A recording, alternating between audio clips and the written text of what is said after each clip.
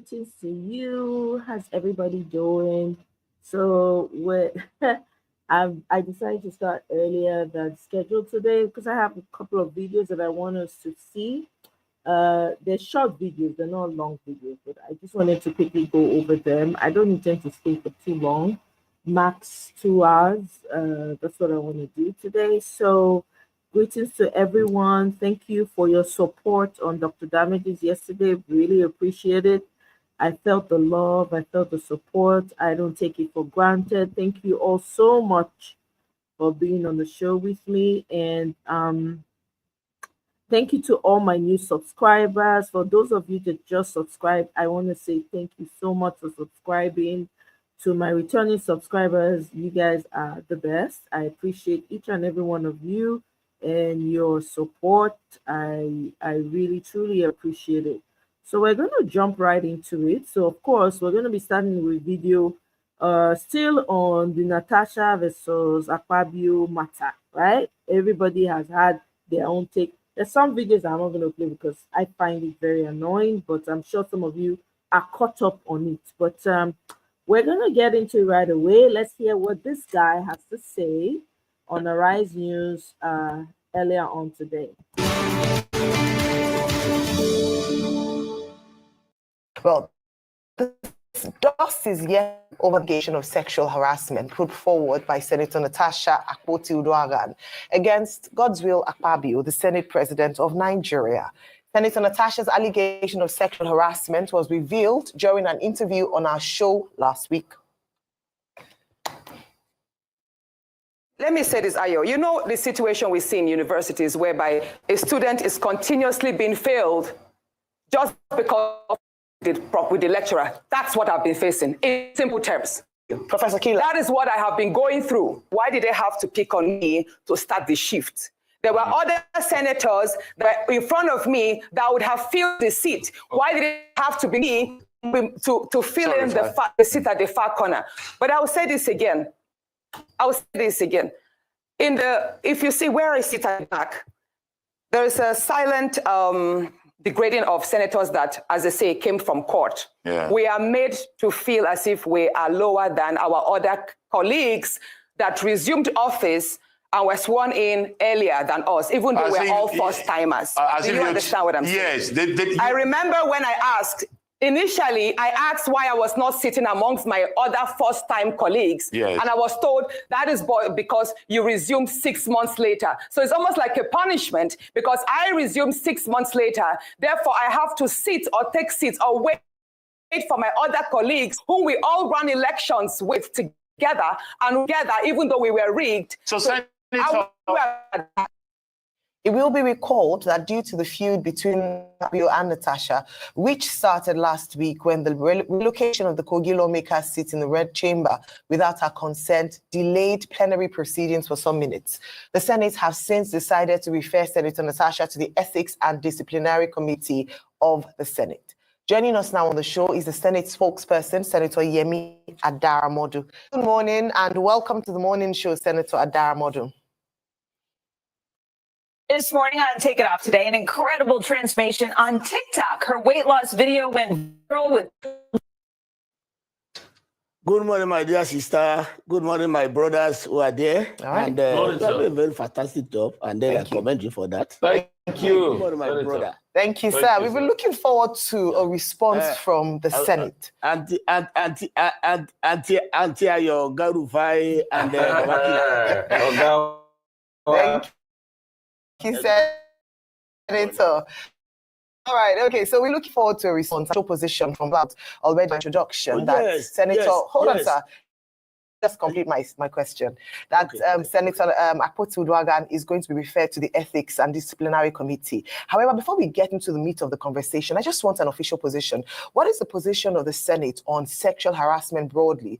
Is there a policy on that in the workplace? And then when an accusation is made, what is usually the next step? You know, just broadly, because I think that's also come up a lot in conversation. That what is the Senate's position on that? Yes. Oh, that's very good. That's a very good way to start. Once again, I want to say good morning to all Nigerians and to those people who have been so apprehensive about the happenings, the goings on in the Senate just of recent. Like I said earlier, I said it was a storm in the teacup, but it is now becoming a content. We are now trending. Very fortunate, quite egregious. And like you asked, my sister, in the Senate, we have rules, like any other organization for that matter. There are rules. Section 60 gave us that, of the Constitution, gave us that right to set our own rules for ourselves, rules that guide us. And then we call it standing orders. And it's a booklet that is given to every senator on resumption of legislative business in the National Assembly. So we all have this. And then when you go to Order 6, 1 and 2, it was expressly stated there that the Senate President shall allocate seats to each senator.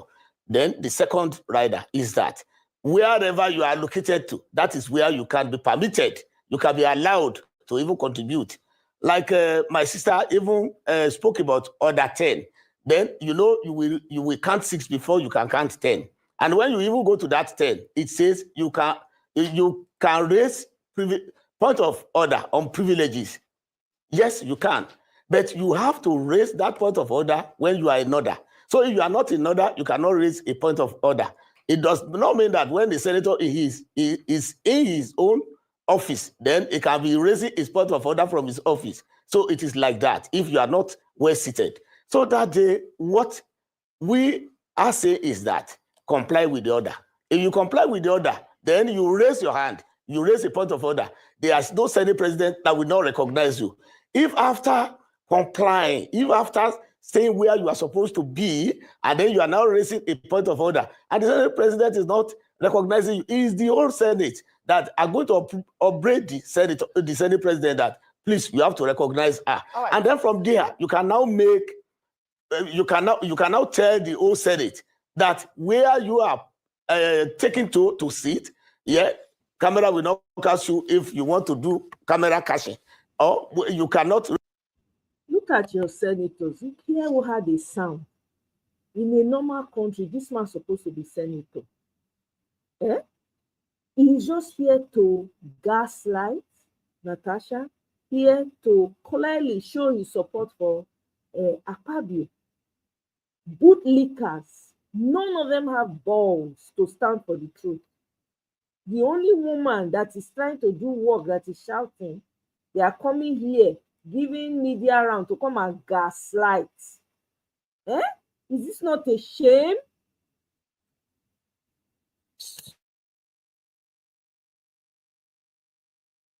Raise up your hand that you are doing. Yes, now that is where you raise it. And then all other issues, yes, that's where you can raise it. Then going to the sexual harassment. Yes, that's the question I asked. Yes. Is which you mentioned. Yes. Yes. Yes. Going to that one. Not just specifically to her. A premise for it. Yes, not just specifically to her. I asked broadly, what is the Senate stance on sexual harassment? To anybody for that matter, in this case, there was never a case of sexual harassment. No, I'm not asking you. No, I just wanted. No, I just wanted a policy. Yes, your policy position. If there's any. Yeah, the policy position is that if there is any situation like that, and it is confirmed that there's any situation like that, the Ethics, Privileges, and Public Petition Committee will be revved up, take it up, and then if it is found that it is true, then that senator, for that matter, whoever, that senator for that matter, will face the music. That is it. That is it. It is like any other misdemeanor in the Senate. It's not only sexual harassment. Any kind of harassment for that matter. Okay. So it's not only sexual harassment. Okay. Any misdemeanor. Okay. Any misdemeanor. Okay, Senator Modu, good to talk to you. Yes, I'm my brother. I'll ask you a couple of questions. Number one, are you now saying that after this matter is already in public glare, we still need to write officially to the Ethics Committee for them to start their investigation? Or I thought that as this matter is a national matter that impugns on the integrity of the Senate, the Ethics Committee should also pick it up and start the investigation. That's number one.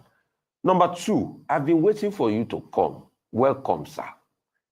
And I say welcome, sir, because the Senate should please also tell us about the 170 billion extra that was added to the Senate budget, said to be for contracts and projects and things like that, after already collecting 344 billion, at a time we say Nigeria is in dire straits.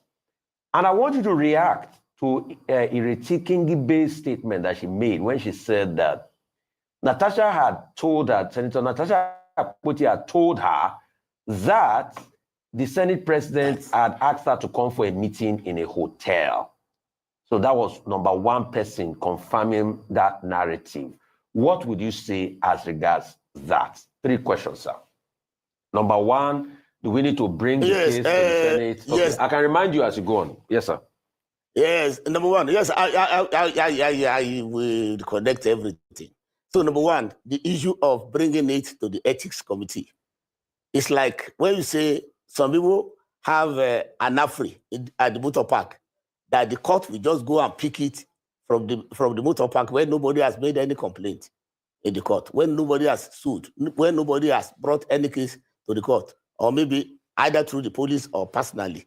So definitely in the Senate, we don't conduct our affairs on maybe when we pick something up from Facebook or in the media, and we just rush to the chamber and we start conducting our affairs on that. We don't do that one. There must be an explicit, straightforward complaint from any senator, for that matter, about any misdemeanor that person alleges that another senator, not only the Senate president, even if it is me, that the senator has committed against him or her, that is, then it will come, the senator will, and we drop it, and then the Senate as a whole will now decide that this is necessary, this is worth it to go to the ethics, privileges, and public petition Senator, committee. real quickly. That is real quickly. For the so that is about that one. Real quickly, for the sake of interaction, please. Sorry.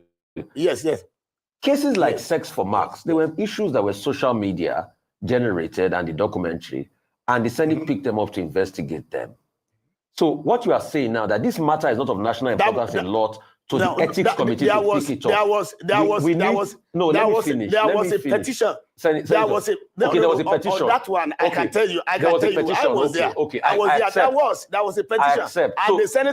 And the senator rose up. Yes. Okay, so this one now, there needs to be a petition. As a matter for, yes. Okay. Oh yeah, I move to the next senator rose up to raise it, matter for public importance. Okay. And that senator was allowed to raise it. He moved it as a motion. That's why it was considered then. The second one is that, budget. When you consider the value of National Assembly budget of 2024, look at 2023, look at 2024. 2023, 2024, and that of 2025, the initial one were almost the same. And then the budget of 2024 was 27 trillion, while that of 2025 rose to 54.9 trillion. Now, are you telling me, are we saying that the budget of the National Assembly, which is a tier of government, should now remain static, when other tiers of government, either the executive and the judiciary, they now have a lift up in their budget? When you look at what goes to each of the ministries and each of the sectors, now they have a lift, at least of maybe a few percentages. Then if the National Assembly, which is another tier of government, is now having a lift of that 170 billion, I don't think that is very egregious. I don't think that is what we can now say. Maybe the National Assembly has padded again, just to use that connotation. So you don't think the issue was that in the 2023 budget, it was before 18 trillion to 23 trillion. Then 2024, it was 27 trillion to 34 trillion after all the other supplementary budgets. Then in 2025, it is 54.9 trillion naira. And then when you now give the National Assembly a tier of government the same amount, you gave the National Assembly the previous budget. Now, what percentage of the budget is of the National Assembly is the total budget of Nigeria? and which is a tier of government. And then even add up that 170 with the 342 billion. So it is still not up to 500 billion.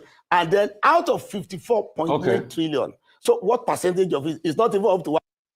Okay, Senator. If you add up, I think it's a little over 500 billion. If you add up, anyway. But I'm not sure you can hear me. I'm not sure you can hear me, and I cannot hear you. Okay, I think we'll go to a quick break. We'll try to fix the line, and we'll come back, and we'll take the last question, which we asked, that Senator Ritiela Kingibe confirmed that Senator Natasha Akpoti did say that she was told, Natasha Akpoti told her before that the Senate president said she should come and see her in the hotel. So he'll speak about that. And we'll still have the Senate spokesperson, Senator Yemi Adaramodu, to come after this quick break. We'll be right back.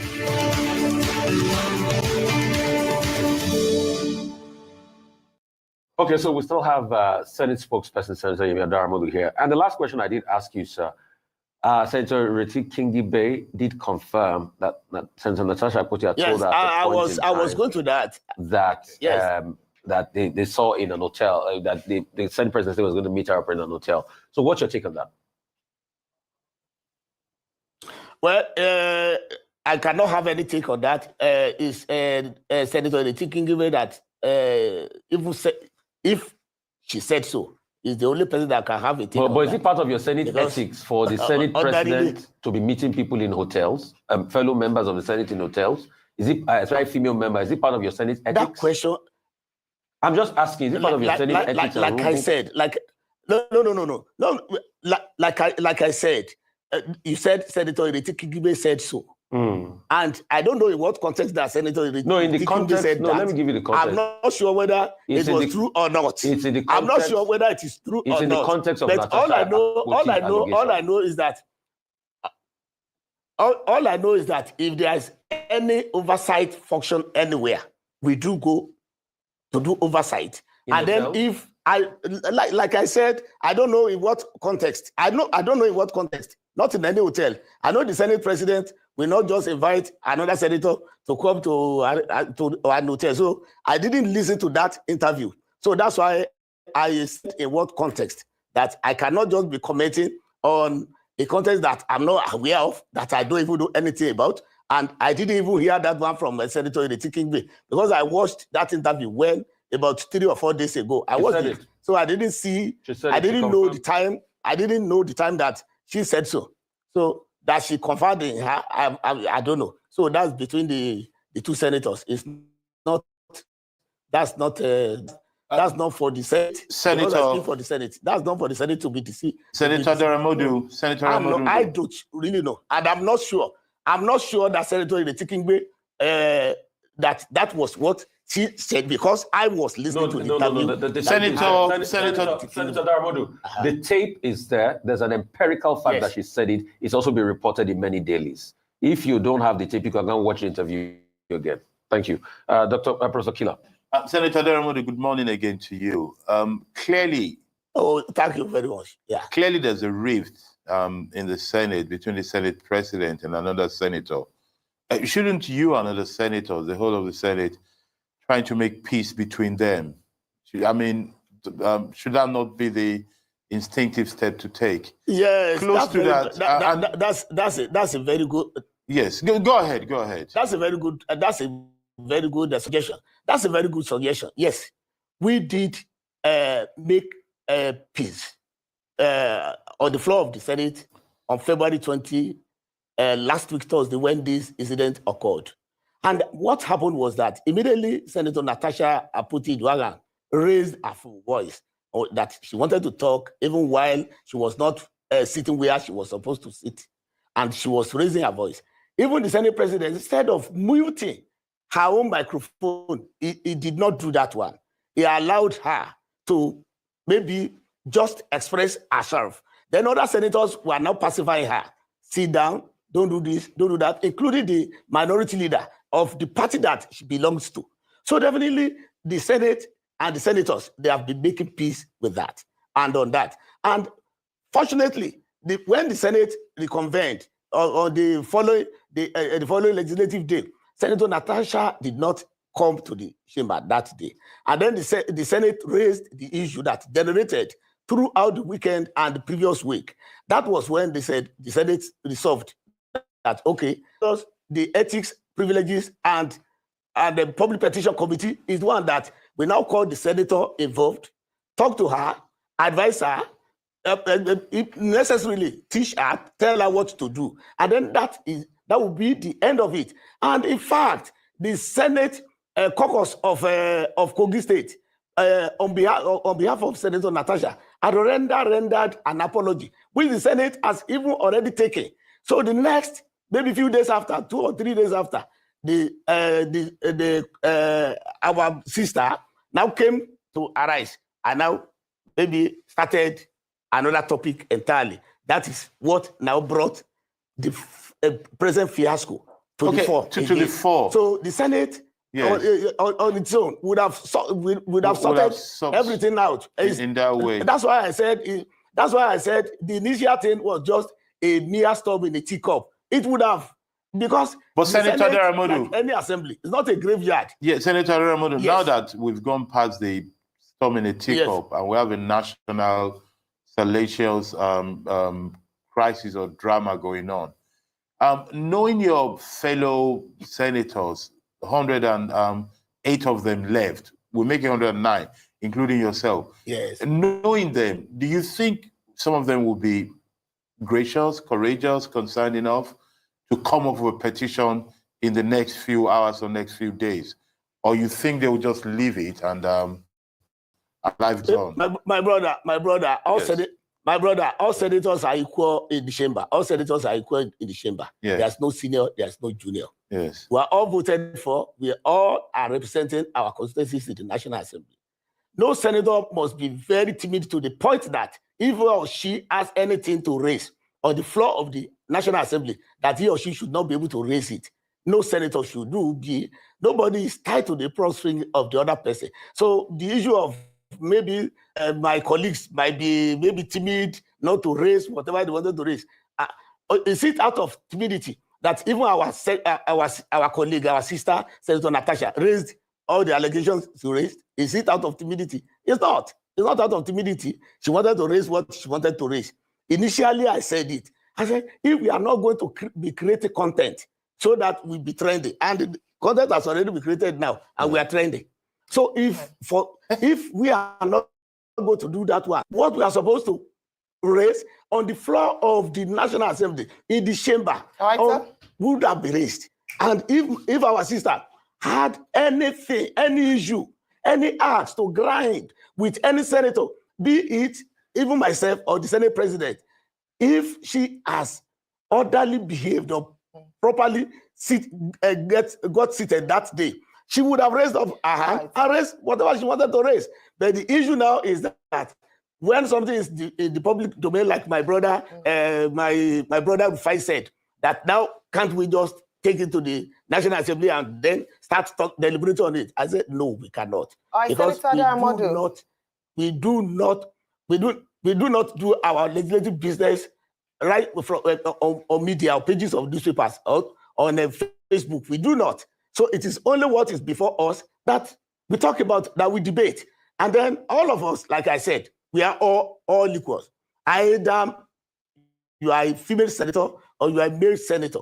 We are all equals when we get to the chamber. In fact, we do not even talk about parties when we get to the chamber. All right, sir.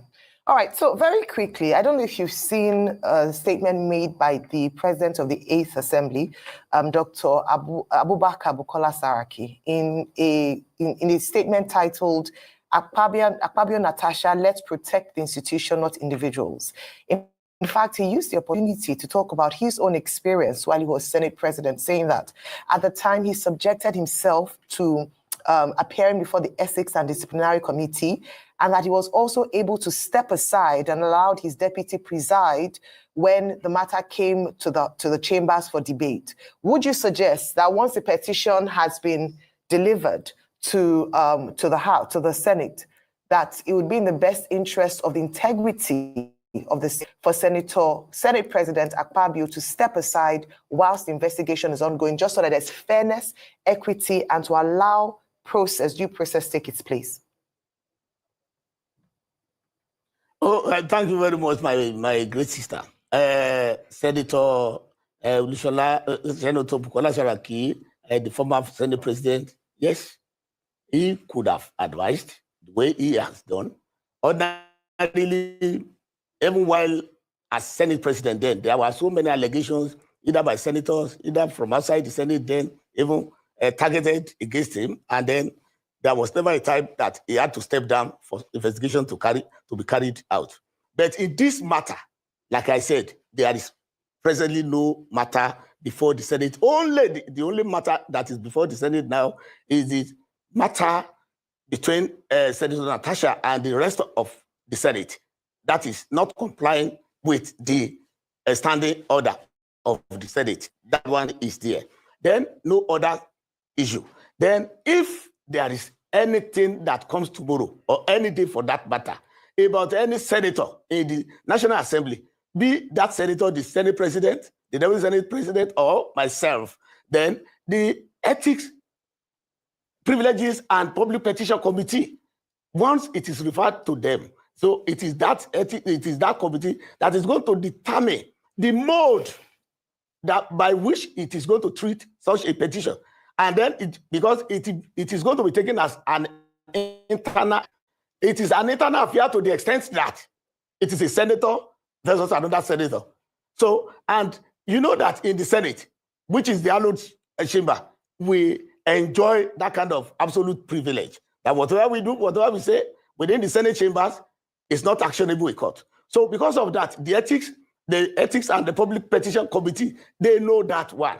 And so if there is any petition for that matter that comes, not this that we are even discussing, anything that comes, it is that committee that is going to, and the Senate does not even run that committee with the committee members. The Senate President does not even run it with the committee members. It is an independent committee, and it is one of the standing committees of the Senate that was inaugurated first before other committees were when we assumed legislative duties. All right, just in one statement, I asked you a direct question.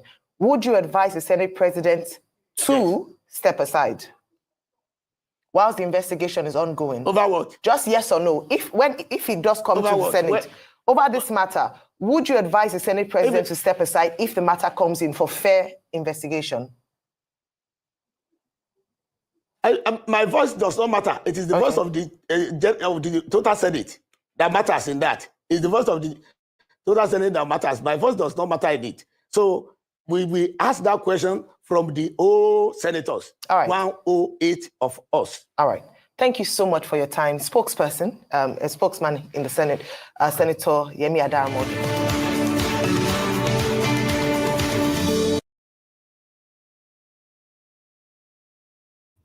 I did not understand not a word that man spoke. I'm sorry. If somebody has a better understanding of what this man said, please help me break it down like you're talking to a 5-year-old, because he was very incoherent.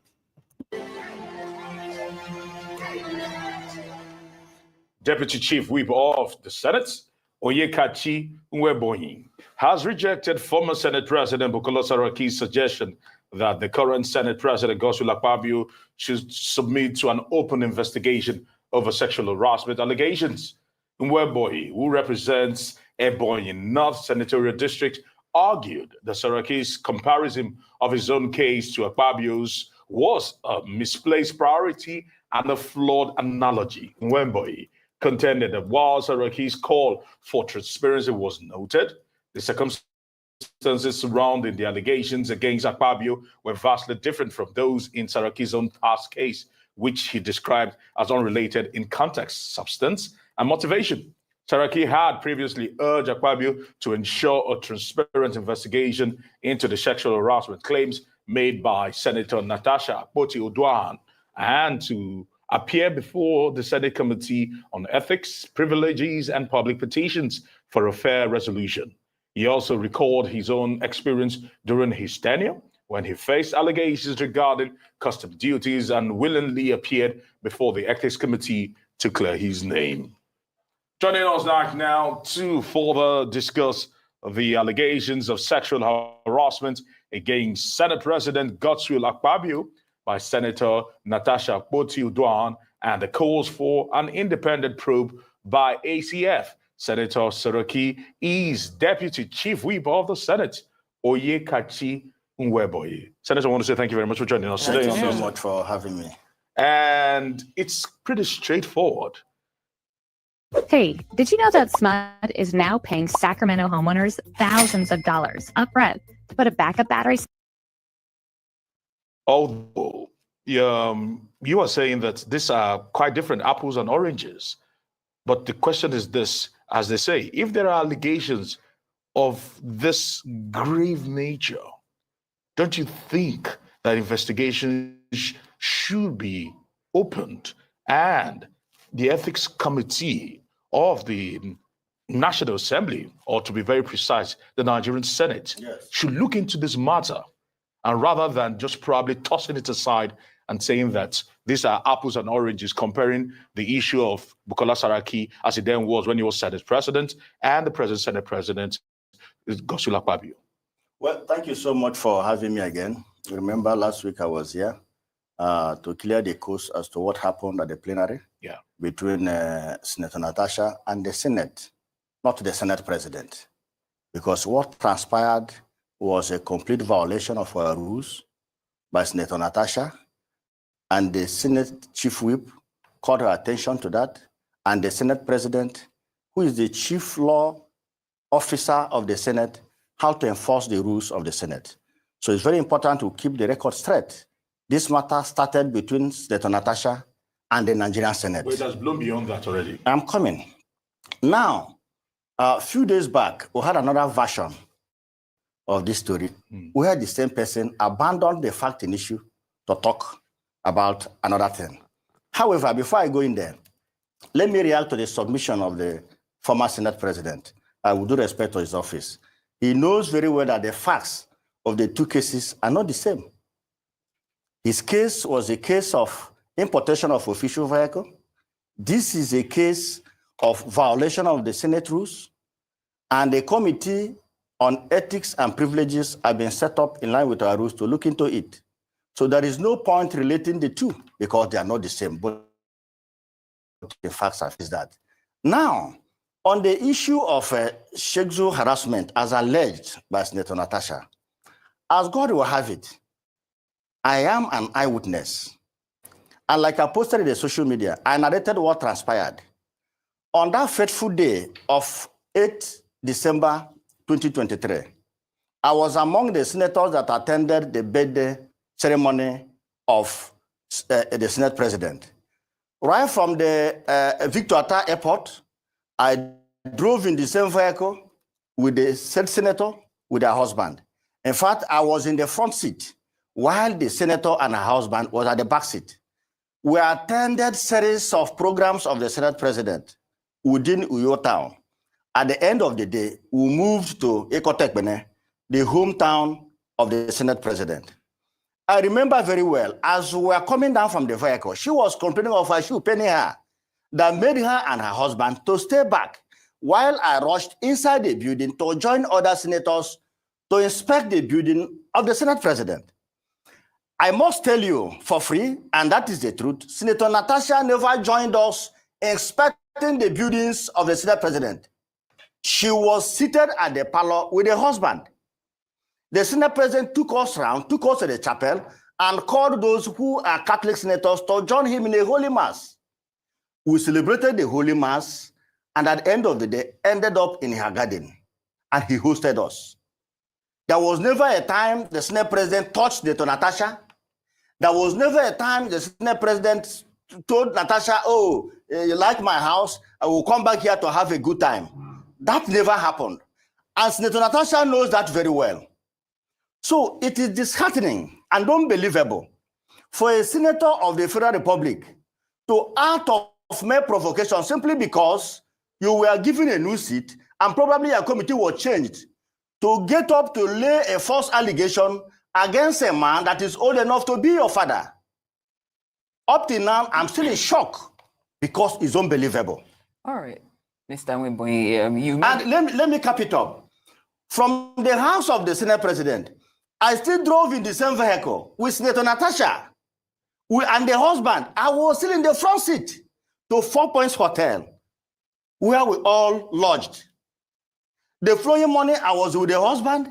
We had a walk together within the hotel. He never told me of anything that the husband, that the wife was harassed. Of course, it never happened. For crying out loud, it never happened.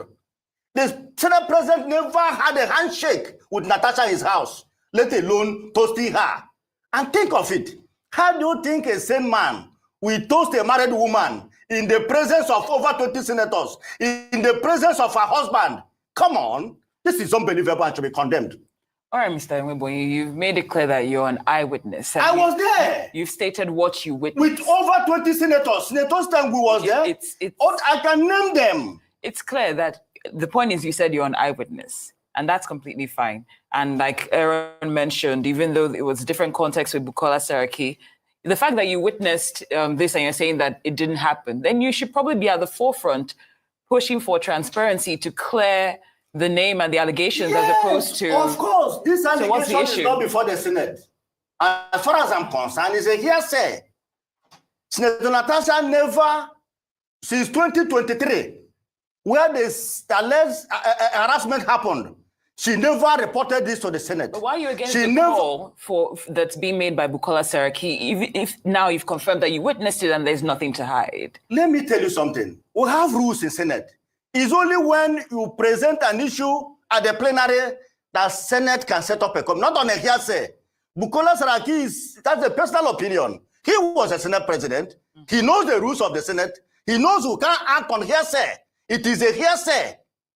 Senator Natasha never presented any issue before us. Okay, based on your eyewitness experience and your experience, or the place that you hold as the chief whip, yes, how would you advise that we see this matter through? Let's read the rules. Go ahead. Let's know how this should be handled. I can't say she knows what to do. Let her read the rules. No, enlighten I'm us. not her lawyer. But if we were to draw a parallel between what happened with Senator Bukola Saraki, yes, then when he was Senate President, yes, I do not think the issue about what they call it, the import duties concerning the vehicles, yes, the SUV vehicles, yes, that was a bone of contention. Yes. Was presented before. It was presented before, and it was assigned to a committee. It was presented by Senator. It came by word of motion. Okay, if you have said that. No, let me. You have to know our rules. Okay. It came by word of motion. But if you want the Senate to act on any issue, probably your privilege has been infringed, or you have a report to make, you come by word of motion. All the senators will hear it. It will be put to vote. If you find merit in your complaint, that is only when it will be referred to the Ethics and Privileges Committee. But Senator Nweboye, now where I'm going to with this is, yes, already the Senate, yes, some are brandishing the Senate as very misogynistic. It's not so. So if that's not the case, yes, when allegations, yes, of sexual misconduct, yes, is being raised, yes, shouldn't it be taken with seriousness rather than shoving it aside? Because she has set aside of the story. You were not there with them, yes, from the night into the morning. I was there all through, and I left with her. She could have returned back. She couldn't return back. Listen to her facts. She didn't return back. The Senate President was there with his wife. So she believes, I'm not saying whether it's true or not, yes, she believes that she has been wronged. And she was put in a very uncomfortable situation. Yes. Whether it's true or not, yes, why don't we leave that for the ethics committee to decide? That is only shooting it down. That is only if and only if the matter is presented before us. Get it right. So that's why I said the first allegation. Remember how she started. She came on air that the Senate President is suppressing the voice of female senators. Yes. I'm coming. That was her first allegation. Yes. And we said no. I came here and said no. We are not suppressing the voice of the female senators. All the 4 female senators in the 10 senates are all committee chairmen. not minding that they are first-timers. And by the practice, as a first-timer, you ought to have understudied the proceedings of how a committee meetings used to be before you can chair it. Because a committee chairman is like a Senate president. You preside over the committee. You oversight ministers and MDAs. So you need to have an experience. But because of the love the Senate president and the 10th Senate has for women, these 4 women are all committee chairmen. I can name them. Herself, Senator Kingibe, Senator Diat, and the former deputy governor of Rivers. They are all committee chairmen. How do you think you believe her that the Senate president is suppressing the female voices in the Senate? Is it too wild to be imagined, or what are you saying that it can never happen? It didn't happen. Okay. Are you saying it can never happen? But it can happen, but it didn't happen. Okay, that's still, it never that's happened. still based on what you said you witnessed, and that's completely fine. But now, do you think now there's a platform? She was talking, and I posted this eyewitness account. Senator Natasha did not controvert any of my statement therein. All right. You have to. She has to. Not necessarily. Let her come up and say that I was not there, or that I didn't drive in the same car with her. Okay. Let her come out and say it. Do you believe? She can't say it. Do you believe that the Senate Ethics Committee lacks the impartiality needed to fairly investigate allegations against its own president? And if so, what does that say about the committee's overall credibility? Every committee is independent. Without the ones like you working tirelessly to keep things running, everything would suddenly stop. No matter your industry, Grainger's here for you with professional-grade supplies. Call, click Grainger.com, or just stop by. Grainger, for the ones who get it done. If there's someone the Senate president will appear. Senate is a very serious institution. A resolution of a committee, no man can thwart it. The Senate president cannot change it. That is the rule. True. The resolution of a committee, no human being can change it. It's only a court of law. No human being can change it. And if the committee deemed it fit to invite the Senate president, he must appear. All right, Senator Nweboye. Now, from the look of things, it seems the Senate is just sweeping this aside, or majority of the senators. We're not sweeping it aside. Remember, get my point clear. The issue is not before the Senate. And if she brings it before the Senate, it will be referred to the appropriate committee. And the Senate president will not preside over the matter. But the language of the senators here. No, or the majority are already shooting her down before she even arrived. Let her do the right thing. Let her do the right thing. The point we are trying to draw home here is that this is a complete falsehood. This is an attempt to discredit the Senate president. And this is not the first time. Just give me some time. This is not the first time this woman is doing this. This is a woman that have accused Ayabelo of sexual harassment. This is the same woman that have accused the... I'm coming. Allow me to flow. Probably disprove. Allow me to flow. Okay. This is the same woman that accused Reno Mokri, the former media aide to Jonathan, of sexual harassment. This is a woman I saw in a video yesterday accusing a minister of sexual harassment. Are you the only woman in Nigeria, Senator Natasha? What is wrong with you? Ooh, your mic. But Senator Nweboye, okay, 1 second. This is madness. Senator Nweboye, just because Nigerian women should rise against it. Let me tell you something. Yes. Senator Natasha is spoiling game for Nigerian women trying to enter politics because nobody will vote for a woman. No, I'm telling you, if women can behave this way, then that is danger. Well, that's a generalization. That's a generalization. And I have my points. Senator Nweboye, that's a Then generalization. this latent provocation, you accuse it, you want to sexually harass me. Who are you? All right. A mother of 6. She's a mother of 6 from different men. Without going to her character, this is a mother of 6 from different men. All right, then. I don't think that her character is not questionable. All right, Mr. Sexual Nweboye. allegations don't have anything to do with the business. marital status or the number of children she has. I'm telling you, it's Let me business. ask you the next question. I'm going to her character. Can we have to change. But this is misogyny here. Yeah, I'm telling you the truth. Can we ask you the next question? Go ahead, I'm here for you. Whew, okay. How we should condemn info. That is the point. All right. I'm a Christian. Are you ready for the next question? Go ahead, my dear sister. Okay. Now, how would you respond to critics who might view your defense of Akpabio as partisan loyalty rather than principled reasoning about proper investigative procedures. Let me tell you something. I'm a principal officer of the 10th Senate.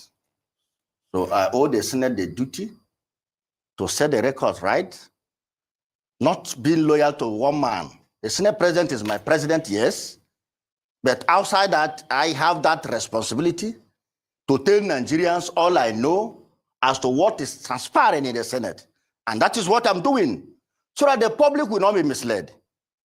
Because in most cases, if you don't inform people as to the right facts and figures surrounding an issue, they will be de-informed. So what I'm doing, I'm not a boy to the Senate president. I'm elected like him. But if you want to rubbish him because you feel you can do that, people like I'm a human rights activist. I can rise up and say no, because you can't do it to me, and they can't do it to you. If anybody tries to do it to you, I will also speak the same. What is condemnable should be condemned by all. This woman should know her limits. She should stop dealing with prominent Nigerians.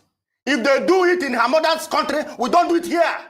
Senator Nweboyi, you are using probably analogical deduction and probably trying to bring in reason to understand her actions. Yes. And that shouldn't be the case. It should rest on facts. I'm speaking based on facts. I told you here. Senator Nweboyi, because it is wrong for you to say that because she has children with multiple men, yes, that she doesn't have the locus and she doesn't have the moral standing I didn't say so. To accuse, to feel say harassed. So. I didn't say so. No, that's what you said here on TV. Say so. You did say so. She is a habitual accuser. She is a habitual accuser of men. Also, of sexual harassment. Also, that is still not enough reason for you to say, to dismiss a claim because she has accused 1, 2, 3 people in time, but that's not enough reason to dismiss the claim. And that is why people are accusing the Nigerian Senate, the 10th. You go by precedence. In reasoning, you go by precedence. It doesn't work in law. Yes. In law, you go cases of sexual harassment come up, let me tell you something. They did not use judicial precedents or study decisis to decide whether or not she has the locus to sue. We use it because this is misogyny speaking here. Because you are putting your character in question. If you are known for accusing people, today, I will say my sister is a thief. No, but if you're tomorrow, I will say you are a thief. To prove sexual harassment, character of the person. It comes so it's an issue. It's not the first thing. It is an issue. It is an issue. At some point, that is the law. But not the first thing in the That is the law. It's not the character comes in issue. It is the evidence of what we have on ground. She has no evidence. All right, Mr. Nweboyi. Not the character. She has no evidence. All right, Mr. Nweboyi. You're not sure of that. She has no. I'm sure of that. Okay. And I'm ready to come to court and testify. I'm an eyewitness. You're an eyewitness. She stated her case where it happened, when it happened, and I was there. Well, like you said, you're also not her lawyer, so you don't know the facts that she has and what she can submit as evidence. Her facts. All right. She can't change the facts. Okay, so even though she changes like chameleon. The other day she was talking of suppressive female voices. The other day she was talking of another seat to her. Today sexual harassment. Who knows what she will alleged tomorrow? Let's wait and see. We are watching. Okay. But Nigeria is too big for her. All right. The 10th Senate is too big for her. Okay. She can't toil us. So let's expand. She cannot. Because if you have this kind of approach, how will she come freely to present her case? What approach? Was she not here? Did I interrupt her? All right, Mr. Nweboyi. Let's speak on my own point of view. You can't stop me. Mr. Nweboyi, can we expand this beyond Senator Natasha? Go ahead, my dear sister. With the way you've addressed this today, what message do you think your stance is sending to women in Nigeria who may face let me finish. Who may face similar workplace harassment issues? There's no harassment and are considering coming forward. I take exception to that. No female politician in Nigeria have established. No, you didn't listen to my question. Or you I didn't listened to your question very well. I listened to your question. No, I said, what message do you think your stance sends to women in Nigeria who may face similar workplace harassment issues and are considering coming forward? Who has faced workplace harassment issue? I'm asking you, who has faced one? I'm talking about women. Yeah, tell me one woman that has faced such harassment. Well, since you post, you might want to put that on social media. No, tell me one before I answer you. If not, I won't answer you. Tell That's me one. fine. You don't have to answer that. Tell me one, because your question is business. If I follow our question. Yes. Before the Me Too movement, there was a stifling of voices for women in the entertainment space in the US. But as soon as one issue came up, we began to see multiple issues come up. People coming out to speak against the likes of Bill Cosby, Harvey Weinstein. These were power players who would have probably come out and be as bold and be brazen like you, saying that they have never harassed women. But when these women came up, they are answering for the crimes as we speak. So you cannot throw a blanket statement and say that no woman in the Nigerian Senate has ever been harassed. Can you boldly say that? Give me one. We don't know. Then leave it until it But at the same time, you cannot say it has never happened before. Give me one. Just because it hasn't been brought to the fore doesn't mean it has never happened before. Give me one. Maybe who knows? This conversation might be the beginning point of something to happen. Give me one. At least we have Senator Natasha on record. She has not proved it until she proves them. At least we have one on record. It's an allegation, unfounded one at that. Yes, we know it's an baseless allegation. one at that. Out of malice, afterthought. Can't you see it? Can't you see it? Okay. All right. Now, if the situations were reversed and opposition senators were shielding one of their own from investigation, what would your position be? I said it here that if a case is mailed out against the Senate president, that he must appear before the committee. He's not above the committee. But as of today, none has been made against the Senate president. But the way you sound, do you think she will be feeling safe to come? Why not? The Senate is for everybody. Yes. She has been there. Yes. She will be there tomorrow. I'm sure she's in the office now. What are you talking about? Who is against her? Well, a lot of people have been very voiceful for us. Because they are condemning her because of her actions. But that does not mean that she can't access the Senate. No. She has her freedom.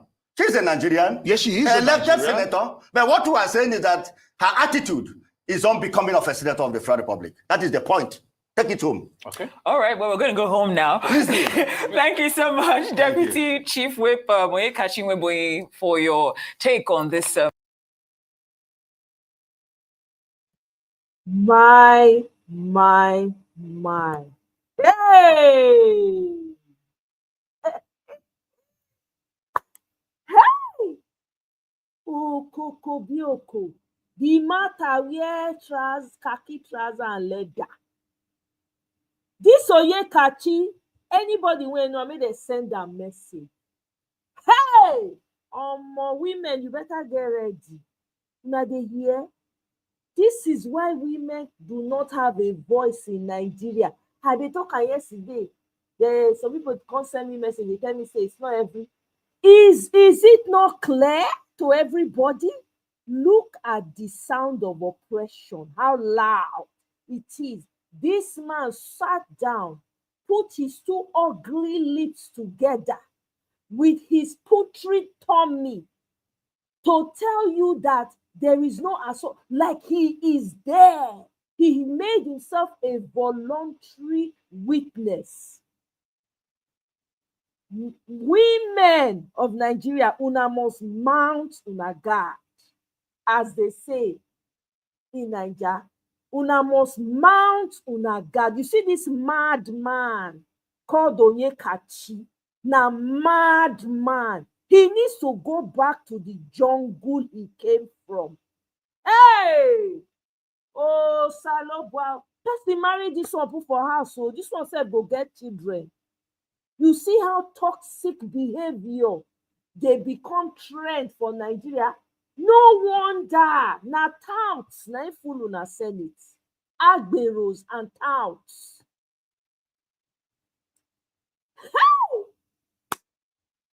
Nigeria needs to be brought, as in everything. We need to start afresh. This is, it is abhorrent. If there's any other word that I can find, that's what this man is. This man has, is he? Oh my goodness. So what if Natasha has 6 children by different men? So what? What is new? many is that not a senator in that Senate that has 20-something children? By how many wives? Including he himself. And do they not have girlfriends and mistresses all over that they are buying houses for and buying cars for and housing in different locations in the world? Who is more loose than a Nigerian senator and representative and politician in Nigeria? The politicians and senators in Nigeria, all of them, they are worse than prostitutes. They are worse. At least prostitutes, it's not a profession. Yes. For senators and reps, please, what is their job? Apart from going there to go and collect and share our collective wealth, what else do they do? The audacity of this man. Oh my God. Nigerian women, mount your guard. You see this Oyekachi, he go learn a lesson for his life when he not go ever forget. His generation go collect from the lesson too. What? Hey, God, oh, I feel sorry for Nigerian women. Oh my God. Hey, Lord have mercy. This is wild. This man is an animal. What?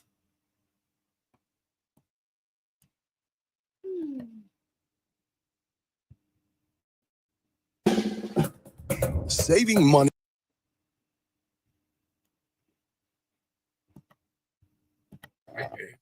I'm your friend, Dr. Charles Pokey.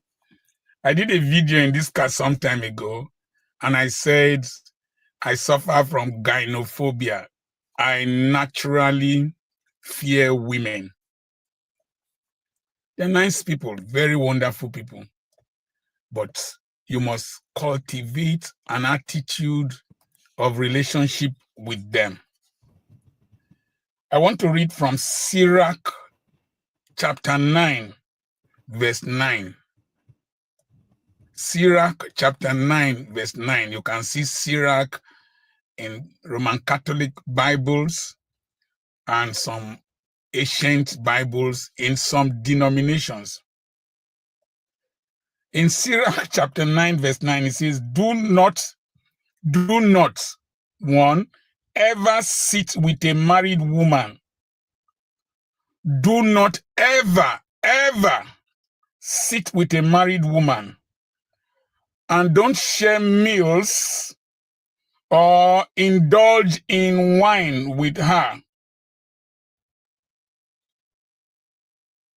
Since your soul might be attracted to her, and you might slip into destruction because of your passion. Do not ever sit with a married woman, and do not share meals or indulge in wine with her, since your soul might be attracted to her and you might slip into destruction because of your passion.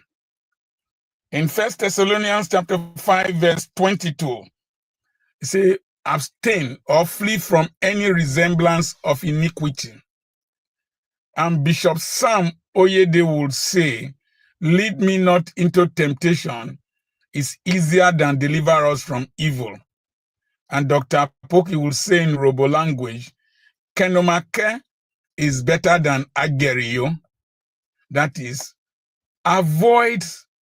give a distance from potential problems is better than please somebody help me. Now, the first case of sexual harassment really documented is between Joseph and Potiphar's wife. When the woman desired Joseph and Joseph refused to succumb, she attempted to grab Joseph, and Joseph fled and left his coat behind. Let me tell you something. This is a neutral discussion that somebody has requested I should do. But there are key principles. Number one, there are rules of engagement between married men and women. We just saw one. Do not sit close. Do not share a meal. Do not indulge in wine with her. So always give a gap between yourself and a woman. Because if she accuses you of anything, you are most likely going to be found guilty. I'll tell you a little story. My wife, I went to preach. Before I came back, my wife employed a personal assistant to her, a fair young lady, jeans trouser wearing lady. I was laughing. My wife would ask me, why are you laughing? I told her that the reason I am laughing is because either you trust me so much or my village people have contacted you to spoil my name. So one day I was alone in the house and my wife had gone to work. I heard movement upstairs. Who is there? It's me, sir. What are you doing there? I'm cleaning the sitting room. Where is Madame? Madame has gone to work. She told you to clean the sitting room? Yes. I went inside. I locked the door leading to the sitting room. Then I locked the door leading to the bedroom and I stayed inside. I have learned very early that if a woman accuses you, you are guilty until proven otherwise.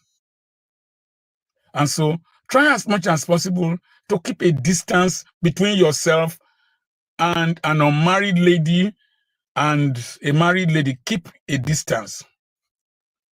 There were some pictures I took a few years, about a year or two back, and recently, and some other videos. One of them, people started misinterpreting it. When they saw the video I made, why I left my wife. They say, is it because of this girl? You left your wife. Wicked man. When you get home internet from Verizon, you also save on entertainment you love, like Net. So, the truth of the matter is that people will always interpret things with what is in their mind. The next thing is that if you are a married man, make sure, even if you are not married, if you are relating with a female, let there be a chaperone. In the hospital in those days, if we were seeing patients, particularly female patients, ensure that a nurse is standing by. Because if you want to examine the upper portion of a woman, some of the women, their nipples will stand erect. If you are not careful, it might be misinterpreted. They just have their nipples stand erect. If you want to examine the breast of a woman, if the right breast is the one that has pain, you are supposed to start from the left breast so that you can know the normal consistency before you examine the right breast. And you must explain to her, cover the other part of her body that you are not examining. You must explain to her, Madam, I want to examine the right breast first so that I will know the normal consistency before I examine the left one. Make sure there is somebody, a nurse, female nurse with you there. Because if you just go and start examining the left breast, and she shouts, "Doctor, why are you coming to examine my left breast? That's not the one that has pain." You are in trouble. You must always explain. If your friend has a wife that has an official relationship with you, if you want to do anything that might affect her, call the husband, explain to the husband, "We want to do so in the school. We will change your wife's class to another class. Let it not be that I am victimizing her. It is the new policy in the school." Your friend will understand. If there is the need to execute some changes, ensure that other women are aware about these changes so that it does not become as if you are victimizing. I wanted to give a married woman money who was residing near my school to add to her business. I had not had a very good relationship with the husband. When I mean very good, we were not pally-pallies. But I saw they were going through distress. So I told my elderly security man that I wanted to give some money to this woman to start her business. And I told my wife, if you told your wife before doing that thing, it will be better understood. I told my wife, then I gave the money to my daughter to give to the woman. Who's coming in the driveway?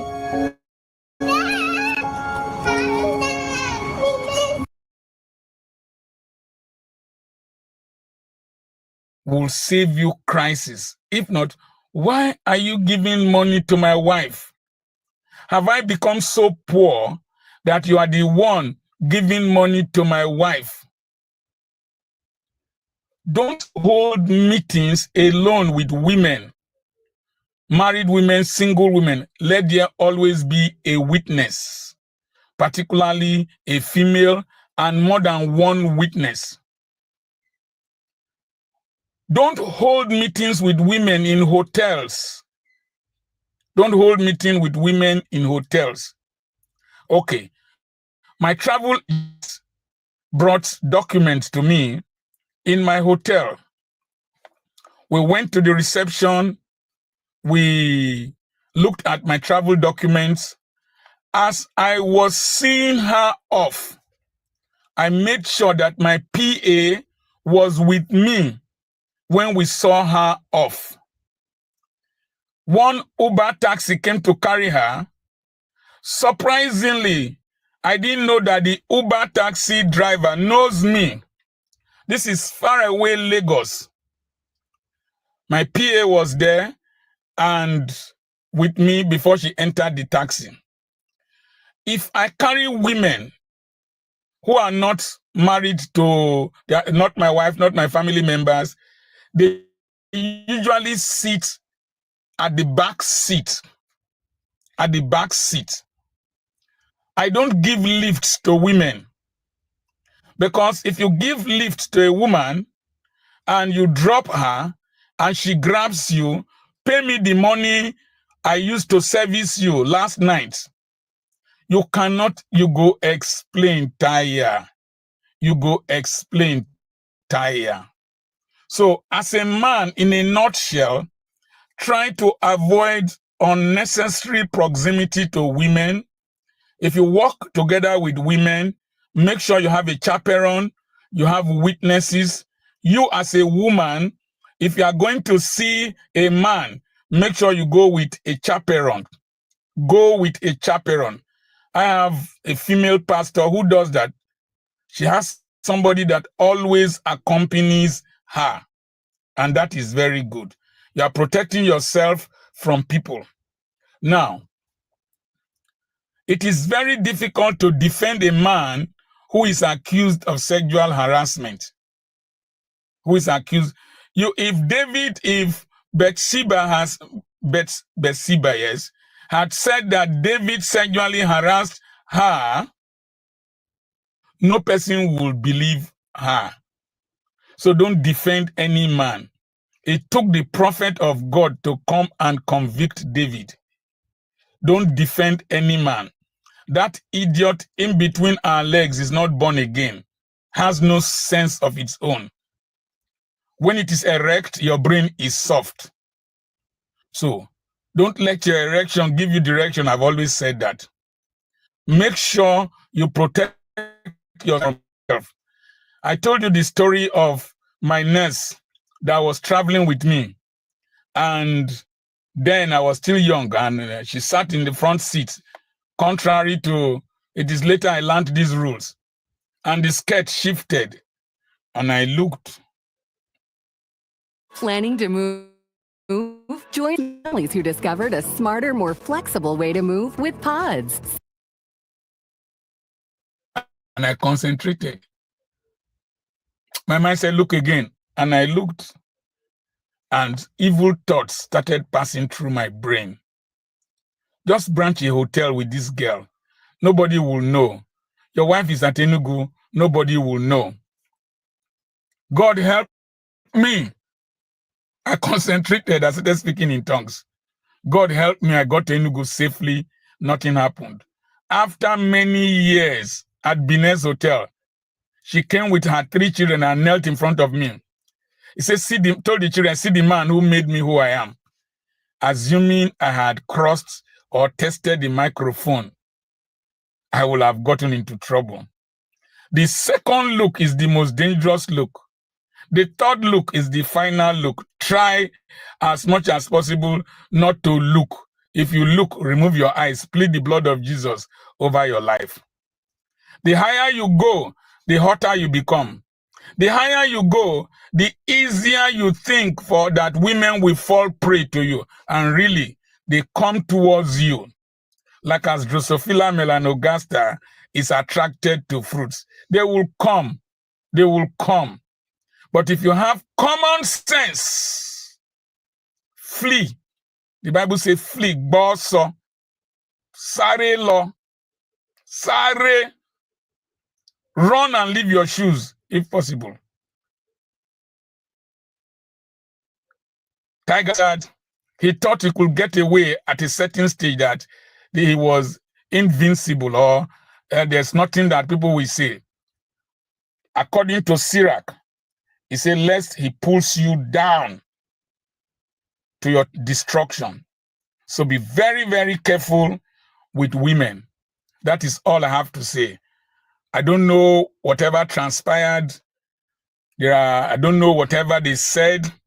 But when you are communicating with a woman, in all my social media communications, I will never say my dear to a woman. It's ma'am. M-A-A-M. Thank you, ma'am. Thank you, my sister. I never say my dear or I love you. Never, ever. Because your hearts might be clean, but it might be misinterpreted. It will become your word against their own. Flee fornication. Flee adultery. Flee anything that resembles adultery. And as the book of Sirach, chapter 9, verse 9 says, do not ever sit with a married woman. Avoid married women. If they sit, let them sit a distance from you. Always have a chaperone. Don't sit with her inside a room where people are not seeing you. This is what I have to say. I remain Dr. Charles Apoki.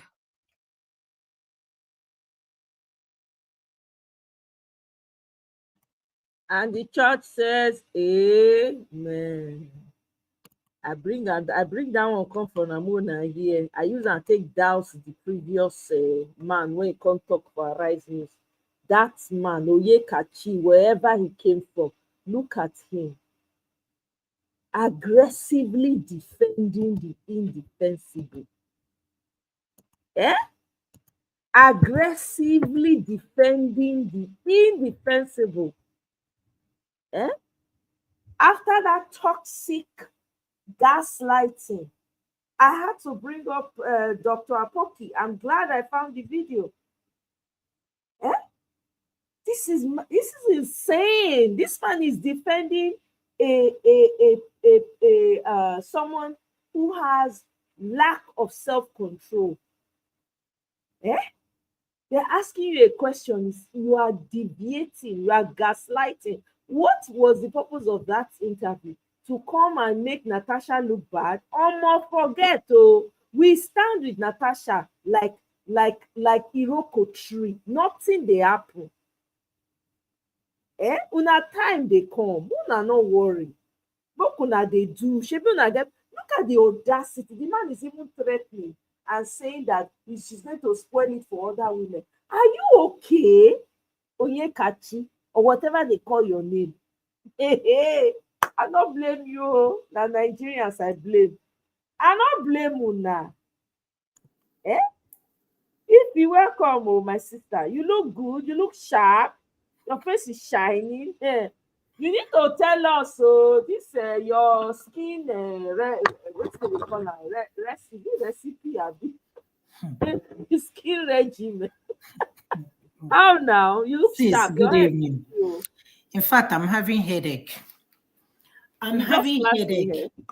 Yeah, because of this man, the shouting and screaming just to defend that baby. I'm telling you. I know if he has his way and Natasha is there, he will even, he will also do, yes. He will do that. What's all these things? You are not there. He did. She did not call you. So what is your problem? The man said he was there. He saw it all. He was thinking. So what? What did he see? What did he see? He saw what? He needs to be ashamed of you. If I mean, this is somebody's father, by the way. He is somebody's husband. Somebody married. Somebody husband. Agreed and said yes to this man. Ask him how many concubines he has. Ask him. You. Ask him how many women. Let him swear that he doesn't have a side chick. Let him swear. See, and let me tell you something. And this is the problem. When they said the issue of somebody in the university and sleeping with a lecturer. I've said this, I don't know whether it's on your platform, but I've said this and I said it again. And I'm saying it again. I was having a discussion with somebody this evening regarding this issue of Natasha. And I told the person what happened to me when I was in UNEC. And I'm calling the man's name, Mr. Okoro, Professor Okoro, whatever your name is, from Arundizog. Yes, he did the same thing to me. And I told the person the story of what he did. Right. You know how your professor or lecturer, whatever you people call them, he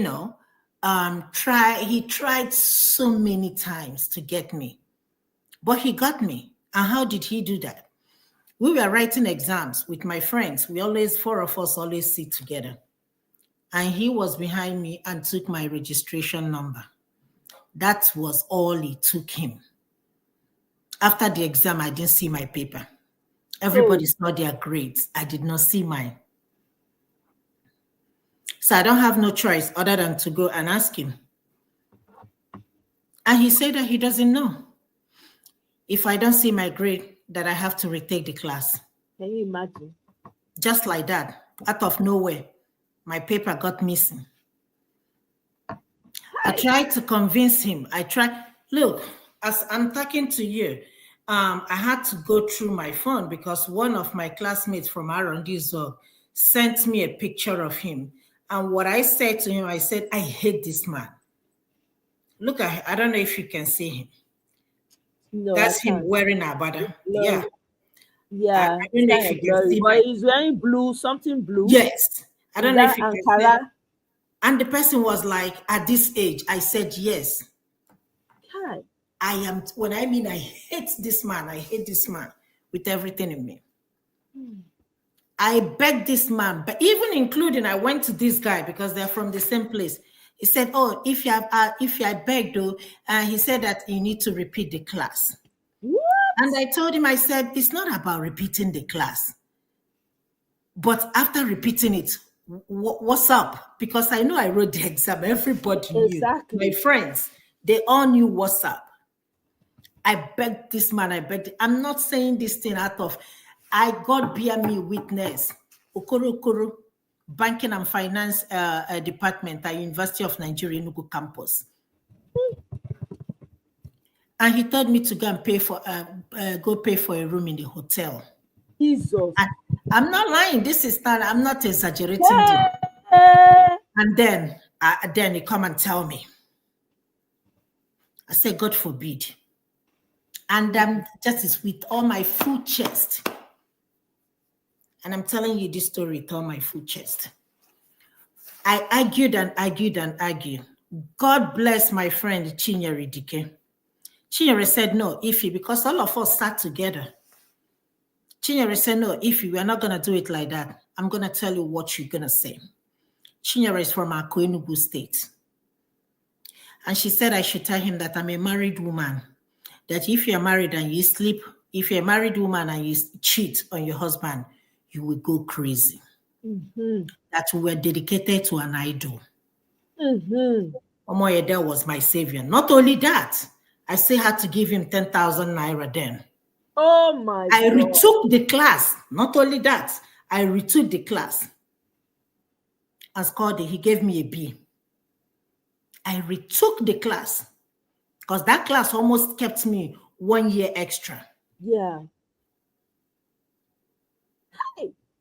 This guy that sent me this really pissed me off. I mean, if I had my way, I would have called him and just lash him out. I will never forget it. So when people talk about women and sexual harassment, it's very common.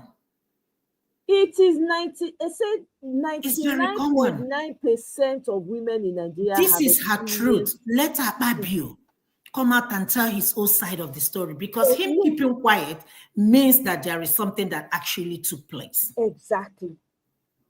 Sending people to come and speak on his behalf, send his wife. That one will not know anything. Come and defend yourself. Your wife wasn't there. She did not mention your wife. Come and defend yourself.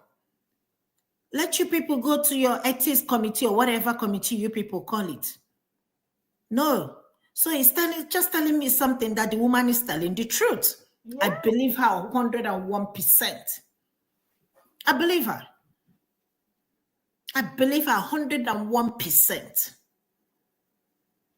So this man coming here it's just a damage control.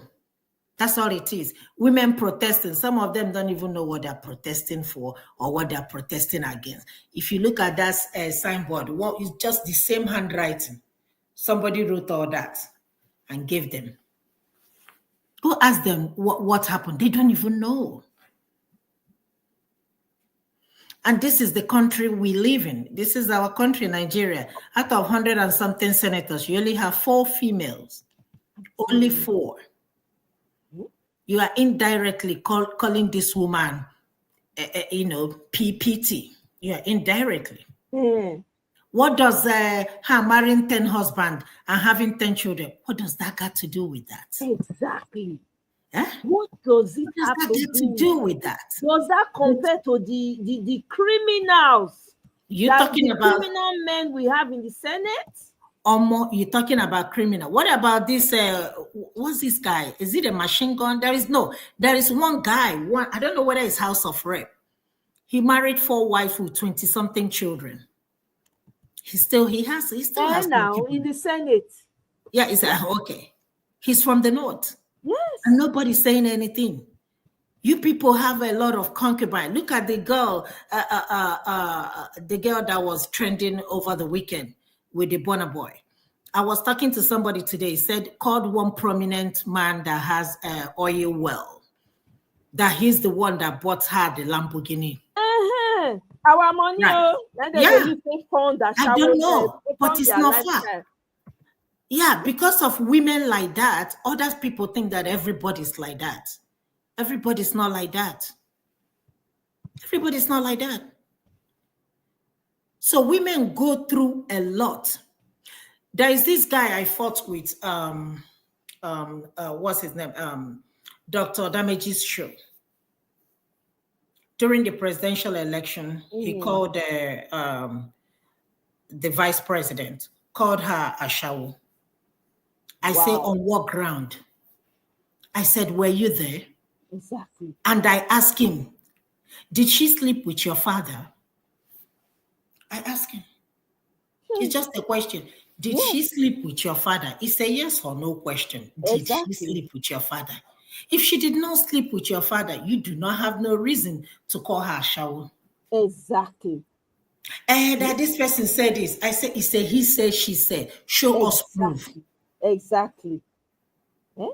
Instead, he was like, oh, when we were in the university, other girls, they were going to going runs and doing that, escort, talking nonsense. I said, I'm not talking about university time. I'm talking about the woman you accuse of being a ashawu.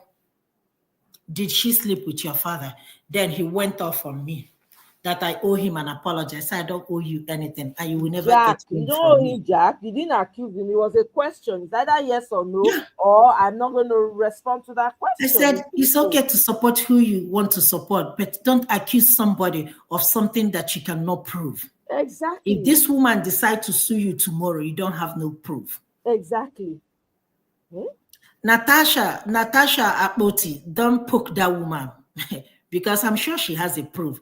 The woman, she said she has proof. Yeah, she has a proof. Trust me. Akpabio's wife to stand down because she has proof.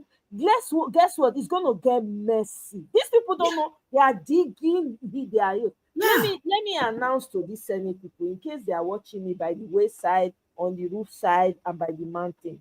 Let me break it down to them. Natasha is you people's nemesis.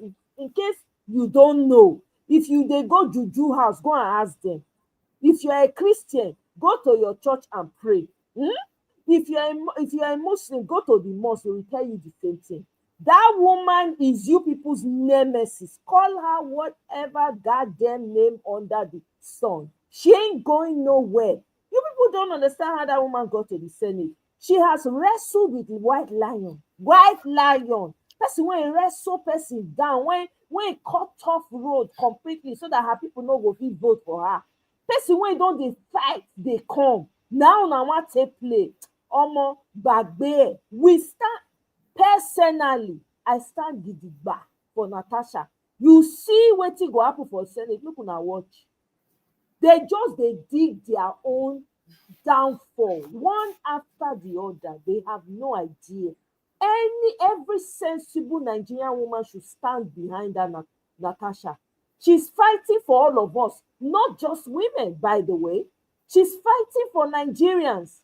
So if anybody likes, let them try to gaslight her. Let them try to. I don't give a damn what her past is like. I don't care. Is your own past any better? Is your past any better? How are we sure you too? You were not doing the same thing. How are we sure? Now the one we hear, now we hear. Mona leave Natasha. You see this fight? We fight it to the end. Go ahead, my sister. Omo, you even say Fabio is gonna come out now and tell us that he has never cheated on his wife. His wife thought saying a disciplined man. You not gonna hear that one. As somebody said discipline and integrity shouldn't even be on the same line with that statement she made. Why are women like this for crying out loud? I love loud? my Niger people. He said, discipline and integrity shouldn't be the same. He's a very, my owner is a disciplined and very friendly man. And he has integrity. I fall off the chair. I say, oh. But when I tell you all these things happening in Nigeria, look at what happened in Lagos State and all that stuff. Tell me where that such a thing can happen, except in Nigeria. Tell me where in this world, if not in our country, Nigeria. That woman was threatened. That's why she resigned. Exactly. I bet they told her, woman, it's either you resign or your life at stake. And she left in peace. I applaud her for leaving. Who took away her security? Who took it away? if not the government. Who's that? Who is that? I'm talking about the Miranda, the Lagos State. You know, the whole She's thing back is just as a deputy speaker. Huh? She's been back as deputy speaker. You know, it's just the whole thing is so disgusting. She is back as deputy speaker. Some people are saying that if she had stood her ground in the initial stage, how can she stand her ground? She wanted within the midst of hyenas and tigers. Yeah. How can she not consider life as anything? Cut numbers. Now you want to make it a fight. How can she stand her ground where the government took away her security? My country, and everybody kept quiet. Nobody said anything. The truth is that I didn't know much about her. I didn't really look. I didn't really read it. I don't really know much of what's going on. And I know that she was put there because they were trying to fight Obasa, T-Pain and government. Because remember, they were floating T-Pain's son as prospective governor. And then he made a remark. And then they removed him based on that remark. Okay? When they removed him, they now brought this woman to replace him. Right? So it was like a political thing. So really and honestly, that woman, is not like they voted for her to be there. And I would say she's probably part of them too, right? So they put her there, right, to kind of spite this guy. So what happened was, this is my own take, right? This is my own opinion. Because remember, I was trying to meet T-Pain, he could not. I think when he now eventually met him, he now told him, if I don't go back as Lagos speaker, wait till we cook for inside kitchen, I go let the whole world know. Because as I understand, this Obasa has T-Pain's secret in the palm of his hand. Do you understand? He would have, because remember when they removed him, that's when they now say he never went to law school. Then they now discovered weapons in his office. Right? About 20-something weapons or something like that. All types of information were coming out about him. And it seemed like T-Pain was not going to listen to him. I think T-Pain was being like tough, like, no, I'm not going to yell, because T-Pain really wanted his son to be governor, to be honest, so that they can just turn the whole Lagos state to T-Pain Nigeria Limited. Okay? So that man had to remove, because now they know as they bring T-Pain enter house now. Now they know what they do together. So when you know somebody, because remember when even Obasa they talk, I remember when the man talks, say there's nothing wrong if you want contest, and nothing will happen to anybody when you want contest. Something to that effect. He go as just say go meet T-Pain, he say you do waiting, say that again. If he show you, if you know, in fact he tell her to his face, Baba, whoa. If you don't carry me back to where you put me before, everything when we cook for kitchen, the whole world will know. T-Pain not get choice. That's what. So that's why I didn't want to touch that, man, because she herself, I don't want to say, it's not about her character. I don't know her personally. I don't know much about her, but I think that they just used her. The intention was not for her to remain there forever. That's the truth. So I didn't want to touch on it at all. I just let that alone and focus on what is most important for me. I mean, the federal, this Natasha's fight is the sweetest for me. So that's what I have to say about that. How about now bound to, and this guy was crying now. What did they call him? Desmond. They say they cry. So why they cry? I don't understand. Why was he crying?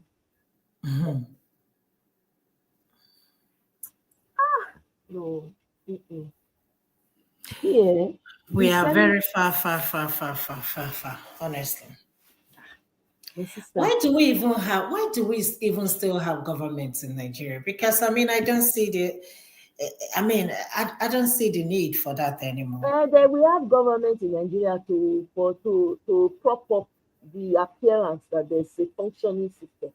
So the Western world, so that they can keep borrowing money. Not you say don't borrow money again. Now to continue to borrow. See, when Thomas Sankara says either water for all or champagne for a few, Nigerians only heard champagne for a few. That's what we are running with. So they're only satisfying themselves, only going around themselves and and putting money in each other's pockets. Do you understand? That's what Nigeria is all about. That's why it looks like, and until, again, I keep saying it, until Nigerians decide that enough is enough, nothing is going to happen. This is why, I don't know, people keep talking about election. Almost the person that is going to, since people are not ready to go all out for revolution, the person that's going to come out has to be ready to match energy for energy, aura for aura. We cannot take this country back by being docile. It will not be given back. You people don't look at what happened in Rivers State. Local government election that they held, what happened? What happened? Wike has successfully, with T-Pain, in conjunction with T-Pain, has successfully dissolved it. So what are the chances for? So when I say, look, 2027, I don't want, to be honest, I don't want Peter Obi to be staying with all of. To be honest with you, I would rather Peter Obi just take a step away, or he threw his heart behind somebody who can really come out and do the jaguda with these people. Peter Obi does not have that agbewu, toutish attitude. It's not his fault. I can't fault him for it. Now, Jebota. You understand? And I don't want him to soil himself with these people. To be honest with you, we need we need somebody who's going to match these people aura for aura. I'm sorry. This is what I think. Oh, really and truly, we need someone that's going to stand in front. We need somebody that will be unafraid to say, you know what, you touch my vote. I'm ready to take everything you have for it. That's what we need. That's what we need. Nigeria is not the way it is. It is, I don't know, if we just play to the gallery again, go to vote, voting, sure for now. And I go vote. As soon as they vote, they throw away for outside. Inside gutter. You see inside gutter, inside under the dig ground, bury some, all of that. That's what you're going to be finding. And then they will come out 2 a.m. this time around, or 1 a.m. and announce again, T-Pain. Let's be thinking with our brain correctly. Honestly, I don't know. With the way Nigeria is so messy now, look at what's happening in your National Assembly. Look at the touts, Onyekachi, touts that came out. Look at him talking and vituperating, shouting. Castigating a fellow senator. He no even fear, no utter of respect. So I can only imagine what this woman has been going through and other women, even though Ireti has come to shame all of us. I can only imagine what they are going through. With characters like this, how does a woman speak? You have to be mad to be in the National Assembly with these people. This is why everybody needs to support what Natasha is about. Whether na small fire, na flame, now they light big fire. Now this one ain't be the matter of Natasha. Honestly, if we really know what we're doing, this not the opportunity. Every corner, do you know that kidnapping is getting worse in Nigeria? It's getting worse by the day. They just released the youth leader of Afenifere. Without government intervention, people had to pay the money to release it. Look at what is going on in Borno State. They kidnapped a lecturer, and people, and nobody is saying anything. How can we continue like this? We can't continue like this. It's not possible. So anybody that is coming out, I beg, is aura for aura. That's what one needs to see, because even the spirit of Nigerians in Nigeria have been beaten down. You cannot say anything. You cannot do anything. What kind of life is that? Everything is just going worse and worse and worse. Your government does not even care. They keep borrowing and borrowing. Look at IBBC. People are donating billion. Meanwhile, there are people that are hungry. Schools underfunded. The thing don't go to the dogs. No thought of, okay, let's even fix these schools up, elevate the education. Nothing, no light. This minister for whether minister for whatever his minister of NEPA, I don't know what they call them again. The man came out and opened his mouth, and said he will make 24-hour electricity available for them to celebrate is it Ramadan that they are celebrating, or be they are fasting or whatever. That's what he wants to. And then in the same breath, 4 different states in the north shut down schools because Muslims are fasting. Hey, I beg. Hey.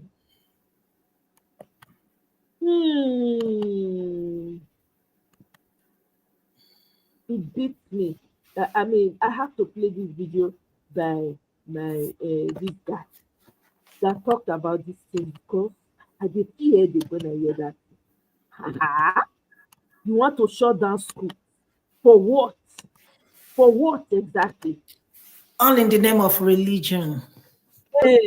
All in the name of religion. You are not the only people in the religion. There's Christianity there. You shut it down.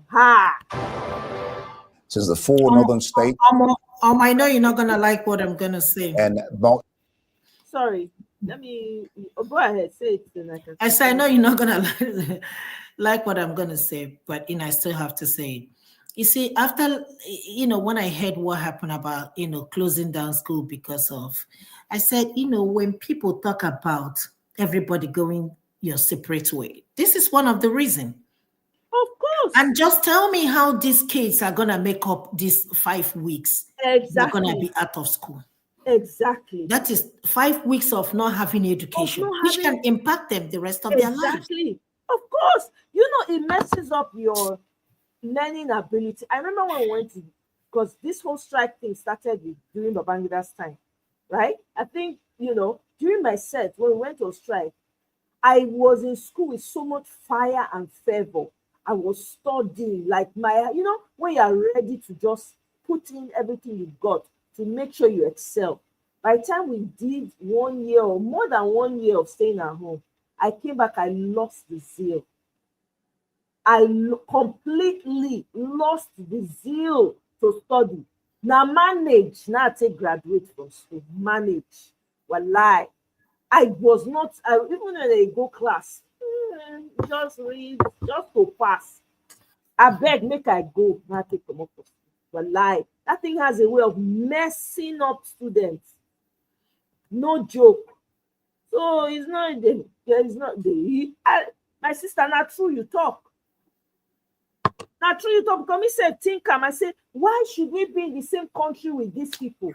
Clearly they want to have their own way of doing. How can you have Christians in the same state, you shut down the entire school when it's not a more, even Saudi Arabia, no, they do waiting northern as they do. Saudi Arabia, when be their where they go pray, they do one. Even Dubai, exactly. Even Qatar, all these the main core Muslim this thing. They don't do it. So when you see some things like this, you have to think, what is the point of being together? Let the South go, let the North go, let them go and do whatever they want to do with themselves. We have empty country. We don't have leaders. Let the middle belt go and be their own people. I don't understand. This is crazy to me. I thought about it to my sister. So nothing out of the way for you. Myself, I consider. I said, because it doesn't make sense. She announced the ban of all schools because of Ramadan. There have been reactions from civil society groups. The matter is more of concern following revelations from the National Bureau of Statistics that the 4 states have the highest number of out-of-school children. According to the NBS's multidimensional poverty index, Bauchi State has the highest percentage of children lacking access to education, with a figure of 54%. Kano State follows with 35%, Katsina 38%, and Kebbi at 45%.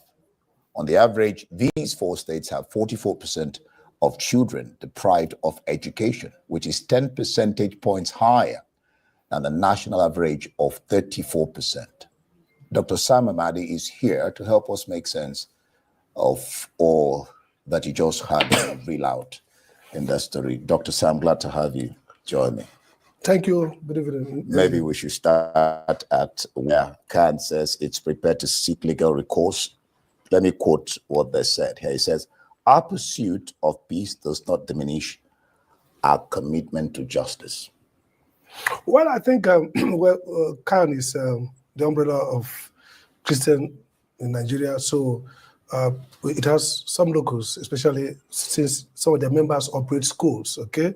Some of them are private schools, some of them are perhaps church-based schools. So the issue of going to court is a peaceful process to resolve conflicts in a democracy. So there's nothing untoward about indication of going to court.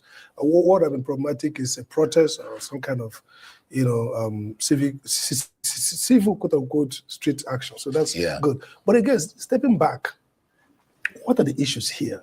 So first, the government has a right to declare public holidays. So this is not the sense of power to declare public holiday. So for example, we know that even the Ramadan itself, the day of the end of the fast, will be a public holiday, 2 public holidays. Nigeria has been very fair and balanced in public holiday. In fact, some of us think probably we have too many public holidays, okay? But I think if you look at Christmas, which is actually 25th, and the Boxing Day, the government gives 2 days to celebrate Christmas, gives 2 days for the Fitr, the Kabir, and Easter, and all that. So there's been some argument that says, oh, during December we shut down, but that's not true. For example, civil servants work, when I was NEC chairman, we closed 23rd, so 24th, 25th. People were supposed to resume the next Monday. So that we've never had, whether for Christians or Muslims, a period where 5 weeks we've shut down schools to celebrate Ramadan. That's one. 2, let's bear in mind that this is not an action on behalf of imams or the Supreme Council of Islamic. This is just fortuitous by the governor. So it's not a case of Muslims clamoring that they need 5 weeks to have meaningful, fast. Many of us are going to partake in the breaking of fast with our Muslim friends. We know that this is a very serious global activity.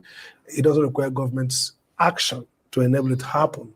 People have been fasting, whether in Saudi Arabia, in the UK, in Nigeria, anywhere in the world.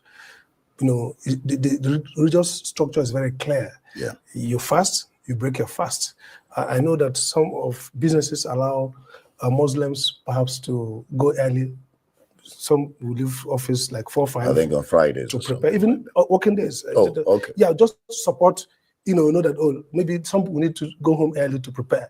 But nothing calls for 5 weeks. 5 weeks of school closure.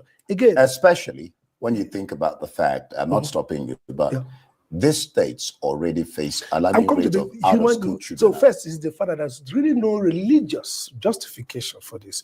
There's no history of it. There's no clamor by Muslim faithfuls who fast regularly and fast well that, look, they needed to have that happen. That's number 1. Number 2, now let's look at the human development. So if there's no overriding state interest and there's no overriding religious reason for this, then it's mere populism by the governors, maybe a mistaken notion that they will be seen as too faithful, or some kind of Doc, because of time, I'll ask you 2 questions straight out.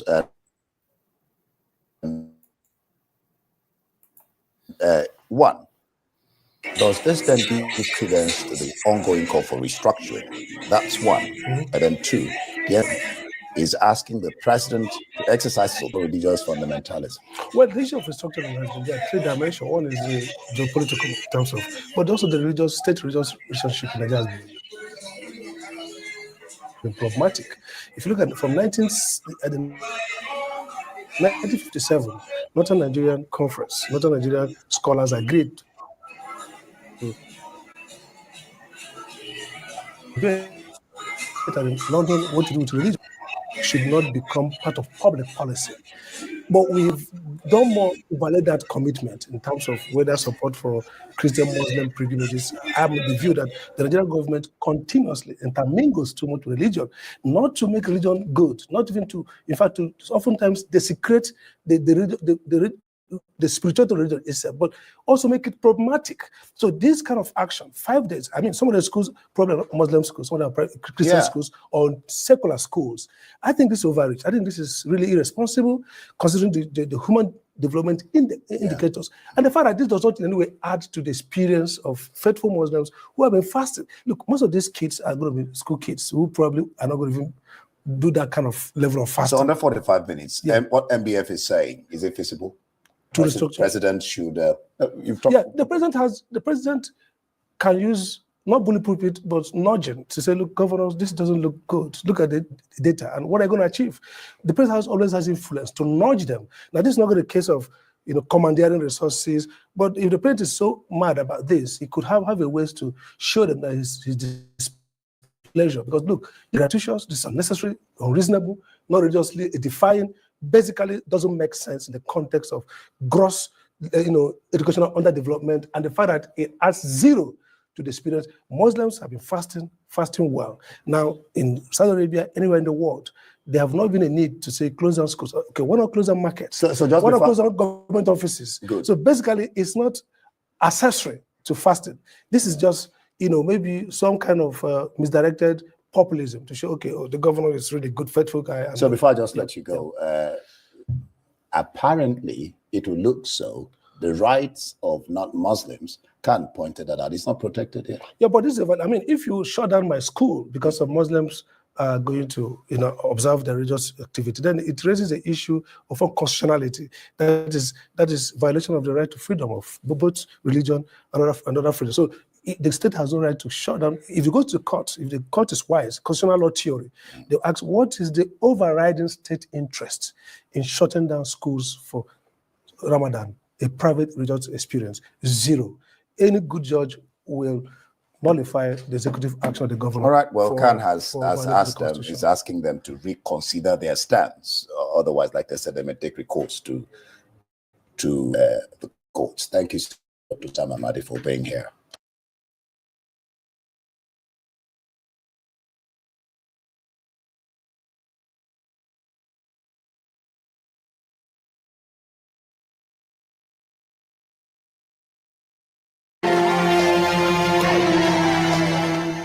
Christian Association of Nigeria, CAN, has criticized the decision by some northern state government to close all schools during Ramadan, calling it counterproductive. CAN expressed concerns over the disruption of education in a region already struggling with high rates of out-of-school children. The association argued that the closures affecting all school levels would threaten academic progress and deepen the existing education crisis, with out-of-school rates averaging 44%. CAN also lamented the lack of consultation with stakeholders before the decision was made. In a related development, the National Association of Nigerian Students, NANS, issued a 72-hour ultimatum to the governors of Bauchi, Katsina, Kano, and Kebbi states, demanding the reversal of the school closure. NANS called the policy a violation of students' rights and threatened mass protest and legal action if the decision was not rescinded. Well, joining us now is Dr. Sam Amadi, is the director, Abuja School of Social and Political Thought. Thank you so much for joining us on Newsday. Thank you. Good afternoon. Good evening. Now, Dr. Amadi, is there any justification for closing schools during Ramadan, especially when you consider that such practices are not observed in Muslim-majority countries like Saudi Arabia and the United Arab Emirates? I've struggled to find justification. Clear to me that there's none. Again, let's sit back. I'll start by saying, look, we've had several Ramadan fasts and they never had an issue. Interestingly, Nigeria seemed to have this period where when the Pentecostals finish their fasting, some 100 days, some 30 days, they will have the Ramadan. They will have the Orthodox Christians do the Easter fast, committing the Good Friday and all that. So it's like a blessed period for Nigeria. And it goes with a lot of harmony. Some of us who probably are not Muslims partake in breaking the fast, joyful. So there's really no dispute at all around this. For many years we've done this. And the Nigerian government has been fairly equitable in according holidays to religious groups, Christians, Muslims, for various birth of Prophet Muhammad, birth of Jesus Christ, blah, blah, blah. Some of us may argue that perhaps there are too many holidays, but it has been equitable, it has never been an issue. So I think this is a very unusual and reckless, irresponsible, in my view, actions by these governors for 3 reasons. One, this action, the closing down of schools, has nothing to contribute to the quality of the religious experience itself. So this is not a case of people disputing over, the fast, the theological basis for it. This is a case of something that is extraneous, unrelated. So, for example, fast has started. People are fasting. They break their fast. They go to mosque. They pray. They break in the house. So just no issue. So it's really unfathomable, and this just plays to perhaps extreme populism.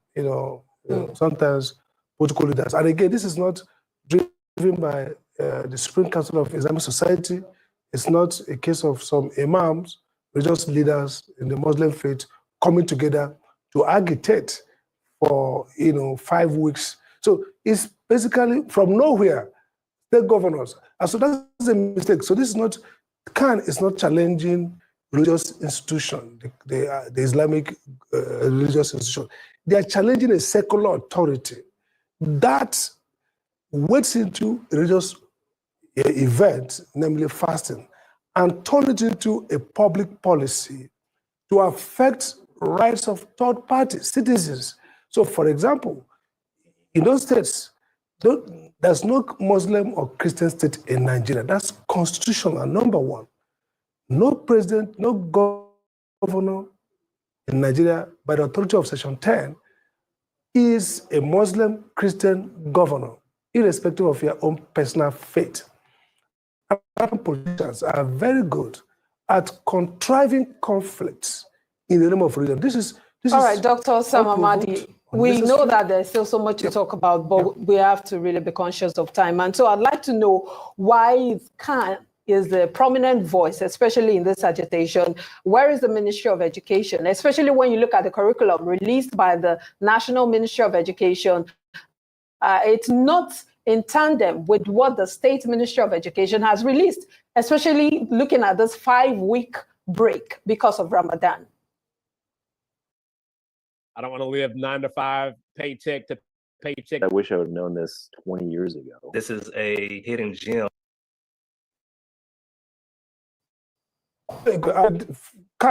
Shouldn't I be the one shouting, really? Minister of Education, because again, this is also usurpation of federal power in terms of some of this curriculum. Again, there are private schools that are going to be affected. There are also religious schools that are going to be affected. So Khan has 2 points of view. One would be the issue about freedom of religion, because if the freedom of religion, what we call the non-establishment clause and the free exercise clause, this court has talked about several times, means that first, that no action of government should be able to promote one religion or against the other. So from a Khan perspective, to shut down their education facility for 5 weeks because you want to provide support for a religious fast or event is a violation of Section 10 and Section 30 of the Constitution. Second perspective, Khan. So Khan comes first from the fact that arguably the members of Khan, their rights will be infringed by virtue of they run schools, in those states. Secondly, the fact that by using the state resources to mingle with religious affairs, you have violated the Constitution. And I think thirdly, they can argue that as part of a respectable platform, is their responsibility to advocate. So if you go to court, they're going to go have local standard. But more important, I think what the Federal Minister of Education, even Mr. President himself, probably has the power and responsibility to intervene. And this is the point here. This has nothing to do to support. And that's how we started with the Sharia Islamic courts in Zamfara. A governor, to play a political wage against PDP then, threw up this from nowhere. It led to so much crisis. So this one is basically, in Saudi Arabia, Indonesia, the biggest Muslim, nobody has ever done this. 5 weeks of no schooling. And people ask, okay, what is special about school that contradicts fasting or undermines fasting? Not shops, not businesses, not offices, just schools. And so it's in a region where a major challenge, 10 points above national average in terms of school enrollment out of school children, poor performance in every indicator of education. That is the listing you would think about. If this had value for the fast itself, it would have made sense. Totally senseless and provoking. Dr. Amadi, you have asked, really vital questions that we wish that the state governors give us answers to as to how they came about this decision. We are out of time, so we have to end the interview here.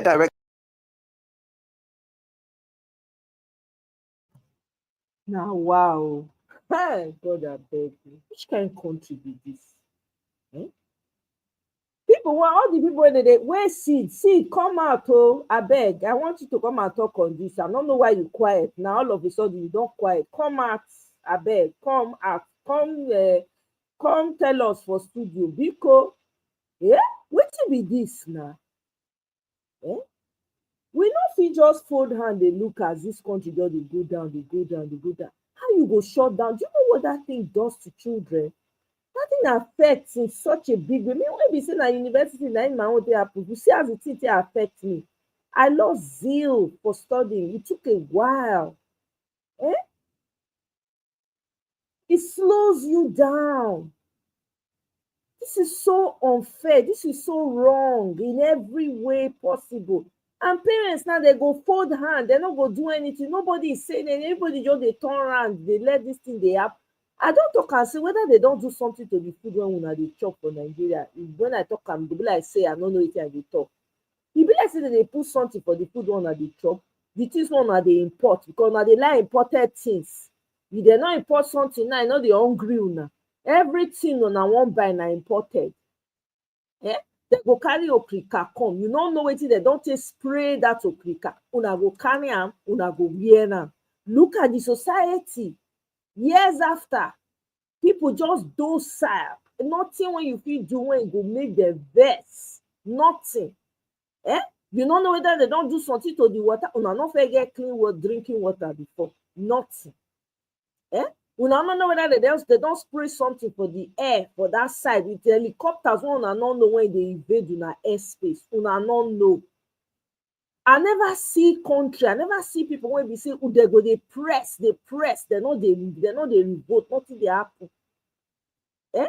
Nothing fit convince me say these people never do something to them. Nothing for Nigeria. Nothing. Because what do you call this? Eh?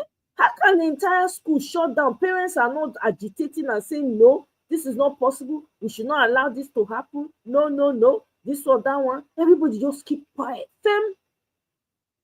Eh? Which court you want carry this matter go when one hear the case? Which court? Which court? Eh?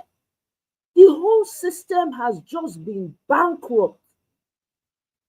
Now person when go confront, when go say aura for aura. Now we need for Nigeria. I'm sorry, not be election. Let's vote, and then you go to court when they say they don't already corrupt. Court when they don't already corrupt, when they don't select the people when they go give their case for them. Look, the judiciary, everything in Nigeria now is highest bidder. Now who get the money to pay pass? Now that they give them to. Una see wetin happen for Wike for Rivers State. Una see wetin happen. Now the highest bidder.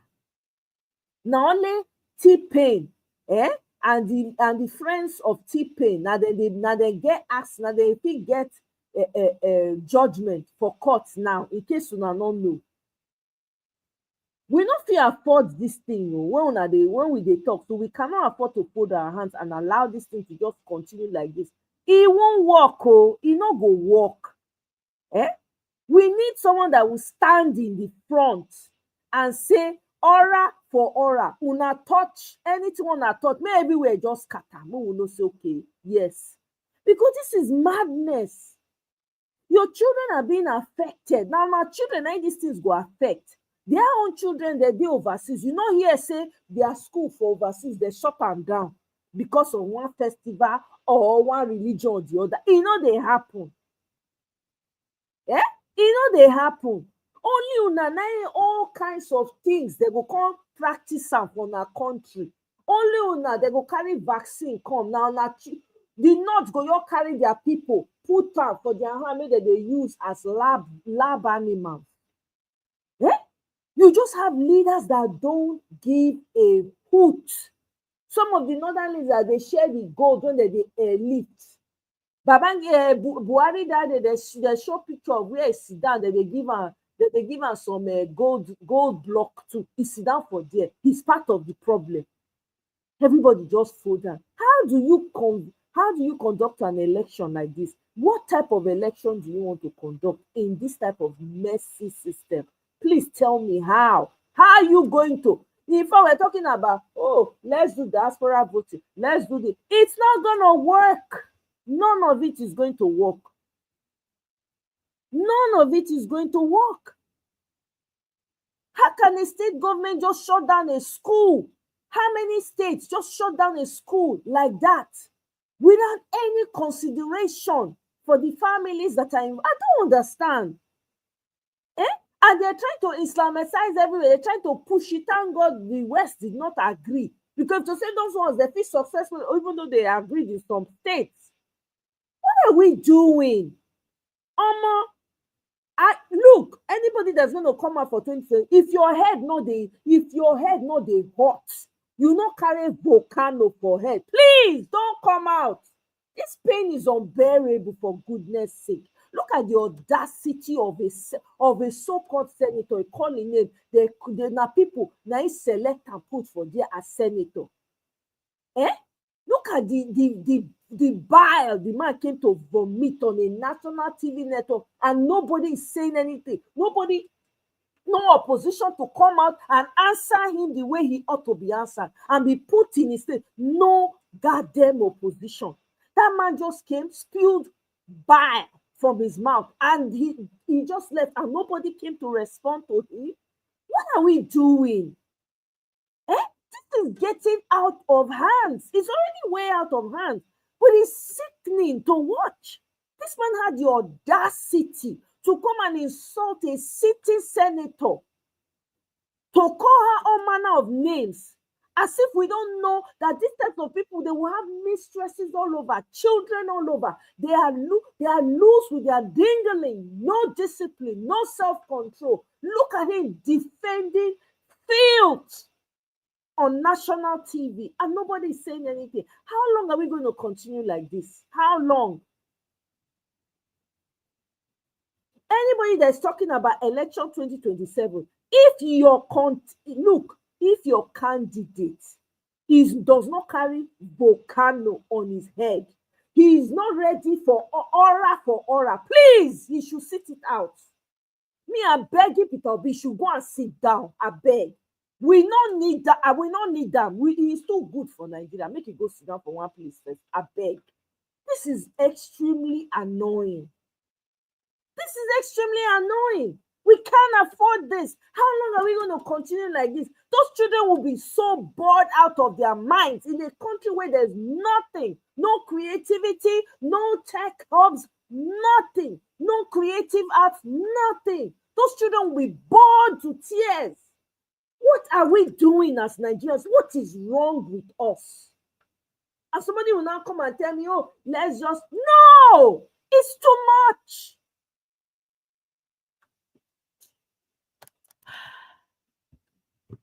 KJ, welcome. Good evening, sir. Good evening. Good evening, my sister. I decided to come because I was concerned that, calm down, my sister, calm down. You see, what's happening in Nigeria is not surprising to any observer. Remember, I don't know, in the programs we've been holding at the days past, Ify, good to see you. You're still beautiful as the last time I saw you. We said many things we discussed have come to pass. In fact, we even went ahead to say that Akpabio people are going to organize women to come and demonstrate to support. Okay. So the only thing that have not happened yet is they have not, Natasha's people have not arranged their own part. Basically because probably she is not giving anybody any money to come and do such a nonsense. So, but you're going to see many of such charlatans like that Onyeka Chima who was talking rubbish. You see, that's the mindset of majority of those people you see in in the Senate, in not even only in the Senate, but in the politics of Nigeria. And I'm trying to get some of my friends who are women, who have been in the politics of Nigeria, to come and share their experience if they will. If they will open their mouth, you'll be amazed at what you hear. So what is happening to Natasha is not anything secret, you know. And those of them who are truthful, just like Ojus Okalu, surprisingly alleged to some of it, even though he didn't come out to put the blame so squarely on the Senate president. But he said much that anybody who reads between the line will know what she's talking about. But I'm going to deal, let me put that aside. I'm going to deal with the one that you just discussed. The last, I've been watching all the video and following your discussion. The one, it shouldn't shock you what you see today happening with this religious thing. Remember, they always start very subtly, and then they'll push for, for what they are looking for. So what they're looking for now is a way to constantly run these northern states totally on Islamic laws. And if you notice, the campaign that has been waged against Nigeria for the past 15 years is Boko Haram. Western education is evil. If Western education is evil and the children can get into universities with 10, 15, 40, why do you want to bother them to go to school? Why? You see, I hold those of us who call ourselves Christians and who live in these states very much responsible. I hold them because they go to kind of appeal and try to discuss. No, when such a situation arises, you get your Christian lawyers, or you get the lawyers of your church, even if it's just one person, take them to court. Let the interpretation come from the court. First of all, you go and get an injunction to stop such a thing from happening, and then you proceed to go to court. We must test the Nigerian laws. Let them come out and lie, just like they've done with the one of River State. Let them somersault their constitution upside down and keep interpreting, so that every layman at the end of the day we know that we have no laws. So it is now whoever has the strength can take over his neighbor's property. Then when we get to that point, we know whether they will still drive their big motors on the streets of Nigeria. You see, we must understand what these people are doing. It is systematically taking over Nigeria, and that's what it is. They are systematically doing that which has always been in their mind. And I don't mean to berate anybody here, but if you go to the Abuja Declaration of 1989, okay, if you get that document and you read through it, what is going on is exactly what they plan to do. It's nothing new. But my own pain, why I'm coming on to this as a person who follows Christ, is that the Christian bodies go and be begging. You're going to go and appeal to them. Why are they doing this? No. We don't have to appeal to them. We're not subservient to the system they just throw out. Okay? Are you telling me that, okay, so just like Sam Amadi said, why didn't you close the markets? Since you are going to be fasting, you should have closed the markets. You should have closed the offices. There should be no office open. Banks should be closed. Let everybody stay in their house for 40 days so that we all know that we are all fasting. Then we know that you are applying your religion across board, But now you're only choosing schools. Why schools? Because you have already told us that you are educationally disadvantaged. So even if your children come up with 5, you put them in the universities. And when they come out, they'll come and be the head of the organization as against those who came out with a 2-1 and distinction. Is that not what's happening in Nigeria? And that is why we keep somersaulting everything upside down. You have people who are qualified, but those people will never lead the agency. It is those people who didn't qualify that eventually be the leaders and directing you to do all the work.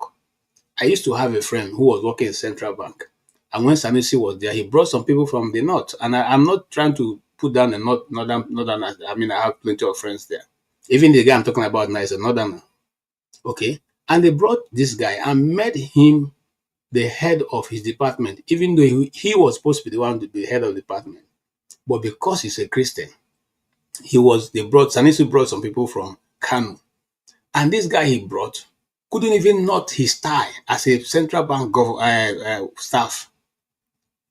I mean, I'm serious. He couldn't knot his tie. So every morning he would carry his tie and bring it to this, my friend, to knot it for him. So every morning. So one day my friend asked him, I've been knotting this tie for you. Don't you even want to learn? He said, what concerns you with knotting tie? How long does he wear the tie? Okay. So once he wears the tie and does some official function, before evening, he has taken it out and thrown it and gone. So this is the system why we will not go further. I'm telling you the truth. I don't know. I used to be the reason why I didn't probably move out of Nigeria very early, because I never believed going outside of Nigeria. I believed in working and building Nigeria, and I did my best. But after a while, it dawns on me that we don't want progress, my sister. That's the truth. We don't want progress. Okay? We don't want it. We rather prefer. Look, do you know, and go mark my word somewhere, if they allow Dangote to sell his fuel at the price they want to sell it, it will be less than 500 naira. But the system have choked him up, and they are fighting from every direction so that it does not drop the price. And they are still insisting, even now that he has removed about 16, they are telling him that he has to go back to original price.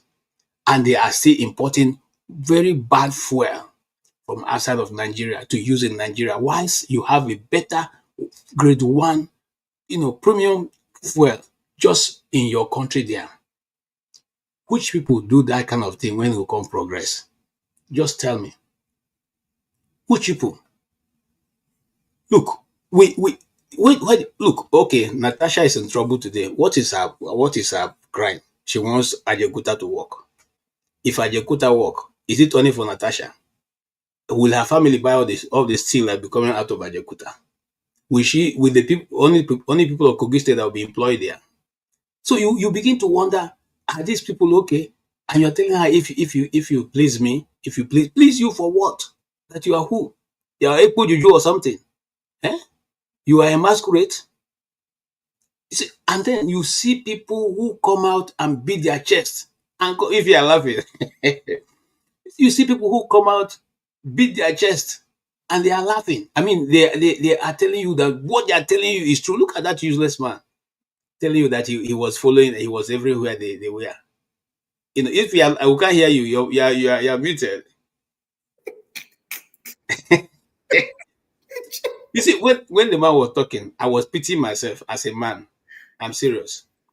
Because as a man, you must have had some bad friends. I mean, I wasn't that, I wasn't off the board, but I have some bad friends. In fact, let me tell you my story. When I was growing up, majority of my friends used to toast my girlfriends.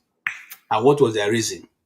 They were fine, they were intelligent, and they were wondering, why should this person be following me? So it is now, let me tell you something, I'm telling you something very important. When people come and say, why did she say? It is now that we are in our 50s that some of those ladies, they tell me, do you know this person? Are you still friends with this person? I say, yes, we're still friends. They say, you're a good guy, and they tell me what those people used to say when I'm not there. Do you understand what I'm saying?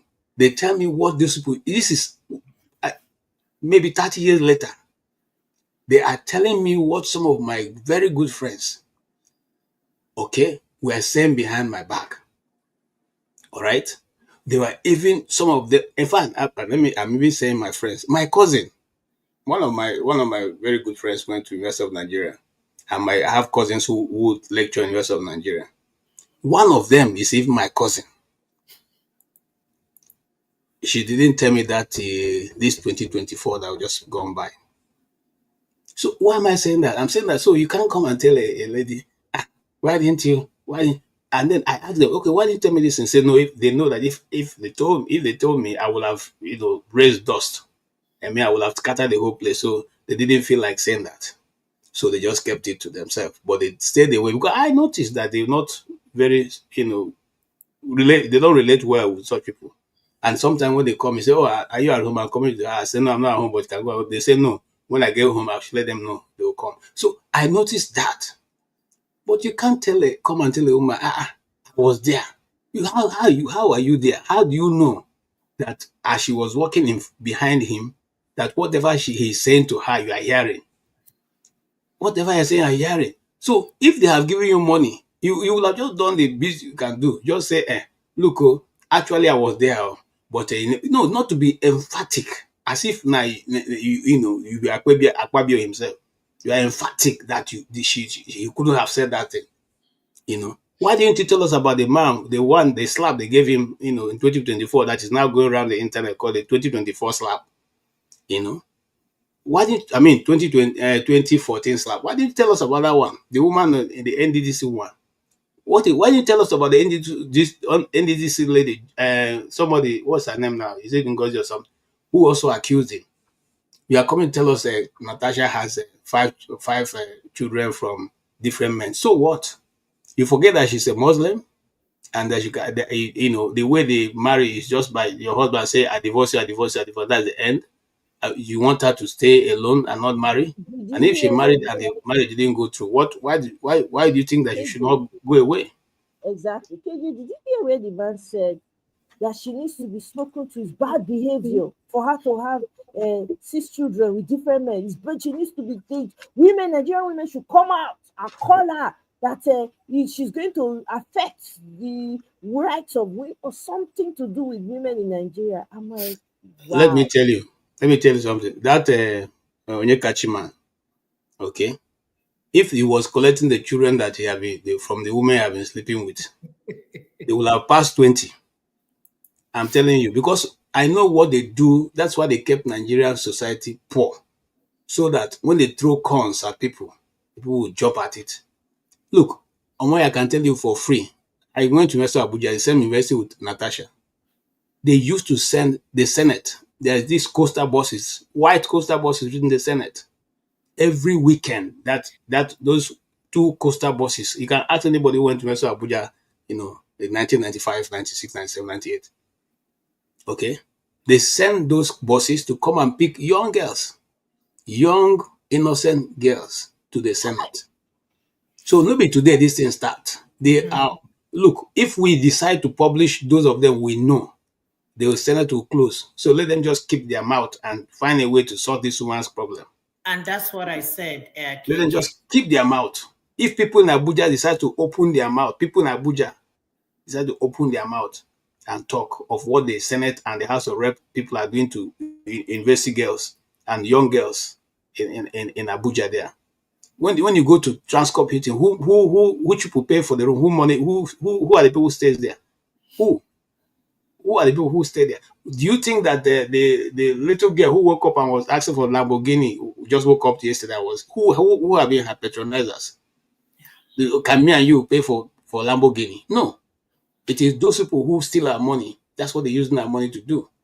And so when they throw you 500,000, the people will jump, 500,000, and they do whatever you ask them to do. Unfortunately, they've met their match. They laugh. Make them try that woman and go see. She don't tell the Akpabio wife, keep quiet too. I get evidence. And we will not hear any other thing about No, it. I can assure you that she get evidence. And look, of course, KJ. Look, she get evidence. Make them try see. If, like I said to somebody, if I know this man, because he was get proverb. When fight don't they pass your hand, may turn out to play. Say, no be play, or just they play. I hope we stop. Turn out to play, make you for hold your stupid dignity. We already know that you guys are stupid people. So nobody's hoping that they're going to change Nigeria. Okay. But you can't mess her up. You have with all his whatever, supernatural and natural power. He couldn't mess her up. Now you go mess her up. So enjoy your wealth. As Nigerian people have decided to allow people to be messing up and do whatever you like. Because in a serious country, the Nigerian people will have risen up since to say, no, this is enough. This is enough. Yep. In a place where people, let me tell you something, to know that Nigeria have just gone, we're just looking at Nigeria going away. When I was in secondary school, we used to have a minister under Shegari's presidency called Paul Nongo. He's late now, bless his memory. Paul Nongo was the minister of power under that government. I know that because I was friends. I grew up in Makodi, so I know them very well. Now, the man was accused of chopping money at that time. One flimsy this thing, the guy came back and said, "No, I'm a dignified man. I mean, I have my dignity to protect. I can't bear with it." He resigned. He was the first minister that is go and check. Resigned in the government. People were telling him, no, no. He said, no, I can't take rubbish. Why should I keep you messing me up? And so now why am I saying that? I'm saying that to say that there are people, the dignity of Nigerians and the people of Nigeria has started eroding all from that point, where people can no longer be able to stand and say, we are leaders. Where are the leaders? We don't have them any longer. Okay? Will someone like Akpabio even have the right to be in the Senate in the first place? Did he contest election? Did he buy a form? Maybe a court put him there. Just like the court now want to put somebody in River State. Maybe a court put him there. So let them leave the lady.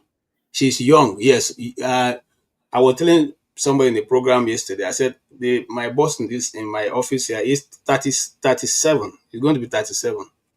So I should go to the office and say, then you're the boss. You don't talk to me anyhow. Do you know how old you are? Do you know how old I am? No, it's not about age. We are now colleagues. If you don't like it, you resign. So when the lady is addressing, look, did you hear one thing that he kept saying? This woman, not even referring to her as a senator. So you can see the disdain already he has in his mind against a woman. This woman, this woman, this woman. Are you more special? You can't even, look, Natasha is very educated though. I don't know what makes you think He's that a you can lawyer. address like this He's woman. an attorney, right? Yes, and a very good one for that matter. So you just keep addressing that woman, that woman, that woman, that woman. She's your colleague. You like it, you don't like it. She is your colleague. You are a senator, she's a senator. Senators no get grade A, grade B, grade C. All of them be senator, voted by her. As they take vote you. And so people of Kogi Central take vote for her. You can do nothing. If you like, if you pay you too much, go home transformer. And she'll be there for 8 years. You can't remove her. Yeah. Yahaya Bello couldn't remove her. You and all of your cohorts can't remove her. Nonsense. They will beg. You know the shame? You know the shame? Yeah. You know the shame saying out of how many of you? 103. Only 4 be women. Each of you encouraging women, saying Nigerian women should rise up against people like you, not her. People like you who don't think women have a mouth to speak and who cannot tell what is happening to them. If Natasha was your daughter and she said she was being sexually harassed, will you tell her to shut up? Or you take action? Or you investigate? Will you tell her not to say anything because you are respecting a Senate president who you call father of the Senate? Is there any position like father of the Senate? Nonsense. It will bake it. KJ, the bottom line is that we're not going to hear anything about this case again. It's going to die, and that's it.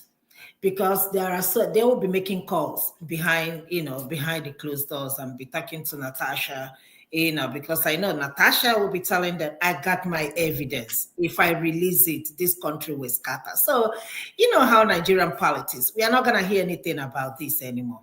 Trust me. I agree. I agree. If you are right, we have not heard anything about Dele Faro to me now.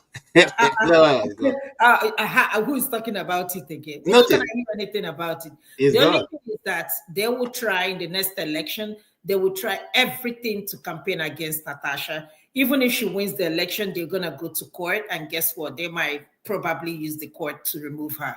So that is the only thing they will do to intimidate the woman. And that's it. So I kind of disagree. I am sorry, I kind of disagree. I think that this is what we do sometimes when we also talk ourselves out of ways of getting our voices heard. When you say that we just concluded now that nothing's going to come out of it, nothing can be done. Because we've seen all that stuff. Look at what is happening in Rivers. I know that I know what is happening. Yes, we see what is happening. But as women, especially now with Natasha's case, I personally don't think it's going to die like that. I don't. I don't have any hope. If it ends up whatever direction, I personally do not see it as dying. I don't think so. I don't think so. I I know how Nigeria is. I know every terrible thing that we know about Nigeria that all of us here we know. But I personally don't think we're going to just die like that a natural death. I think that if we use our collective voices accurately, we will get something somehow. If we keep quiet, 19th they die. Have you noticed? Anything that happens in Nigeria and nobody says anything and we just keep quiet, it dies. If that was the case, I remember even during Fodele Farotimi, it was exactly the same thing. People were coming and saying, that man is just going to die in prison. That man is just going to be forgotten. That's what people kept saying. But what happened? We all used our collective voices. We started reading the book. We started calling out the man that had him locked up, right? And started exposing him. People did not know him before, came to know him. People that did not know anything about judiciary came to know. So in this instance, I don't think so. I really don't. I don't think we should say that and put it out there in the atmosphere. I don't think so. If we keep saying that, do we have any other country? Do we really? To be honest, if Donald Trump tomorrow now say, everybody come and go back to your places, we don't give a damn. Where are we going to go? You know, so we have to, yes, as much as it is bad, it is horrible, we all agree, me and you, I agree with you 100%. I don't think there's anything you said here that we don't see happening physically, yes. But we would have failed on our part if we don't use our collective voices. The problem is that when stuff happens, a lot of us don't join voices together. We don't talk about it. We let the news circle take over, another thing take over. This Natasha thing is one thing that we can hold on to, and we should, and stand on it, and keep talking about it, and keep insisting that Akpabio should step down. You see, when this man came, this Oyekachi guy, what was he saying? He's saying Nigerian women should come up and stand up and talk. Why do you think they're pushing people into national network to come and talk to us? It's because they know the power of our voices, and that's what we should not allow be silenced. We shouldn't even say that this is no. I have to disagree with that. We have to use our voices to say we will see this to the end, and Natasha must tell us what is happening. If she, let me tell you, do you know that if Natasha turns around and goes and settles behind, forget it, it is gone forever. Women's voices are silenced forever. Walai. If Natasha, with all this rigmarole when we don't do, he can't turn. I remember when Omokri came out against her before. This other person was even the husband when she married now. She filed case against her before for refusal to marry her. He day in the open. How many people have come out and said even the same Akpabio, it will turn her case to rubbish. Women will be forever silenced in Nigeria until T-Pain and his government leaves. I'm telling you. So this is a very dangerous trend though. Let's not keep quiet. Let's not belittle it. Let's not say anything opposite of what we want to see. Now smoke, now from small, now fire they start. If we allow this thing just go under like that, now we do ourselves, nothing else. Omar, let me tell you how these things are done in Nigeria. One, if he now becomes a senator from her state, and then we are going to have the caucus meetings. Let me tell you how it's done, because I mean I followed some of those news for a while. They will not put a meeting in the afternoon when Ife can be there. They will not put it in the morning. They will not put it by 5 p.m. so that she can finish and go back to her husband. You know when they'll put it? 11:30, 12:30. Sometimes the meeting will start at 2 a.m. And then when you come there, you have to stay with them and listen to all their rubbish.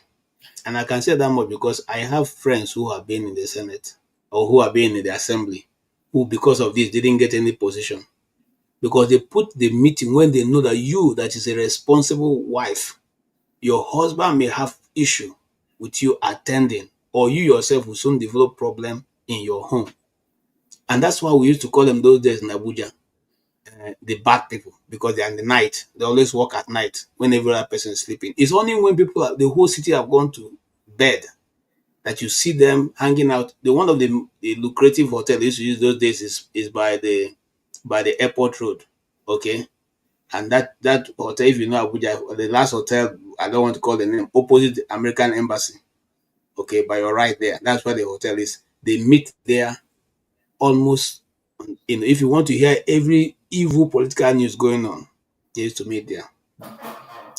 Now, why is that done? I used to ask. They say because as you know, go fit stay play a game now, you go your house now. Then any position they were giving out, they will rearrange it at that last minute for the last people who will be there. So it beholds some women, if you see them in positions of authority and they're not doing much, know that they need to attend those their evil meetings.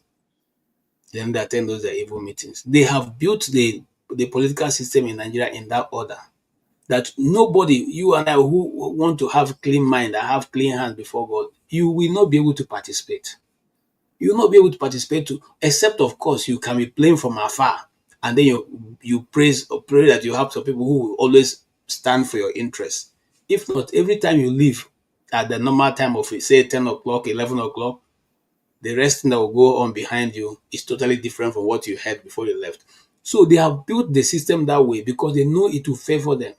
Mrs. Akpabio is in Akwa Ibom State. She's not in Abuja, as she have told us. She lives in Akwa Ibom. So what goes on in Abuja is not none of her business. And she cannot come and put her hand inside. And then you're coming to tell me that your husband is a very, very, yes. You know, how? How do you know? Well, you know what, KJ? Yeah, I heard what you said. You know why that keeps happening? Because as Nigerians, we keep being silent about it. That's just the truth. We keep being we don't talk about it. When these kinds of things are happening, we're very good at keeping quiet about it. I'm telling you these things. I can point to you, I can give you scenarios where things happen and everybody put their voices together and something was done. But when we keep allowing them get away, like this issue you raised now, it is abhorrent. It is criminal for you to keep people. It doesn't even matter if it's a man. You keep them out of their homes, from their families for hours because you want to do stuff in the nighttime. That's because you allow it. It's the same thing with workers in Nigeria. People who work in different private companies in Nigeria, where they do them anyhow, keep them at, criminal times. Some of them are working 12, 15 hours for an 8-hour job. And they cannot, even before they take leave, they sweat put. Now, because nobody they talk, nobody they no uprising, nothing. That is why they keep doing it. Because you make them comfortable with it. So if we remain silent, this is what me I'm getting at. I'm not saying that what you people are saying is wrong. I'm not saying that what if is saying her concerns are wrong. You see, if it is always the realist here in the platform, I agree with all of that. But should we now continue because it's the reality, not say anything? That's the problem we have. Can I say something, Omoye? The thing is this. We have looked at the trend of we coming out to, protest. And we have not been successful in doing that. So how are we going to achieve that?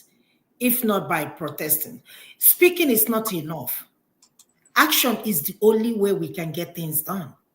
But we Nigerians, we prefer to go to a large crusade. I don't have any problem, somebody having a crusade. We would rather go to a crusade and pray and pray and pray for our leaders and pray for our countries than to take action. So, when I said it's nothing, I cannot tell you one thing that we have, really, really achieved. Yes, we can talk as masses, but with the thing going on in Nigeria, it's getting worse every day. We cannot find a solution on how to deal with these people, the so-called leaders. So how are we going to challenge them? How are we going to tackle the problem we have in Nigeria? So, I don't know, but I'm just, Yeah, I understand what you're saying, Ify. Let me even tell you that we've already started dividing. Mr. Ronald Mokri has already issued, put out a statement saying that I urge Christian Association of Nigeria not to go into any legal dispute regarding the temporary closure of schools in some northern states to enable students to participate in the Ramadan feast fast. It could only unlash a tilt from that tit-a-tat reproach action from the Islamic groups, given that because Nigerians colonial history. We have more schools closures for holidays for the benefit of Christians, different from Christianity than Islam. Nigerian schools go on Easter breaks, Christmas holidays, and a New Year celebrations. And our school year is designed around the British brand of Christendom. Yet Muslims cooperate with these closures. You see, this is the mumurity that is in the Nigerian state. You see, if you notice, he's writing not for the benefit of the course that we are on, but he's writing for the benefit of those who will give him money for chop. Because if that's be the case, that these things are designed and we can't tamper with it, or we can tamper with it now, why can't we tamper with the name of Nigeria? Why can't we tamper with the unity of Nigeria? Why can't we tamper with the state creation of Nigeria? Why can't we tamper with other things that have been queued to favor the North? You see, this is the mentality of Bele, anywhere Bele face. That is the biggest challenge that we have not been able to overcome in Nigeria. It's a big challenge. Ronald Mokri have been looking for appointment from Tinubu's government, and he's not getting it. So he's doing everything. Every opportunity he has, he writes something that will seem to favor those who have listening ears. And those who have listening ears are Muslims. I don't think any Muslim... Look, okay, this will be my last comment, and I'll hush. No Muslim, those in authority whose children will suffer this consequence of 5 weeks, because they're not even in the country. Yeah. All of them are outside Nigeria schooling. So when you put this law, the law is only affecting the least privilege.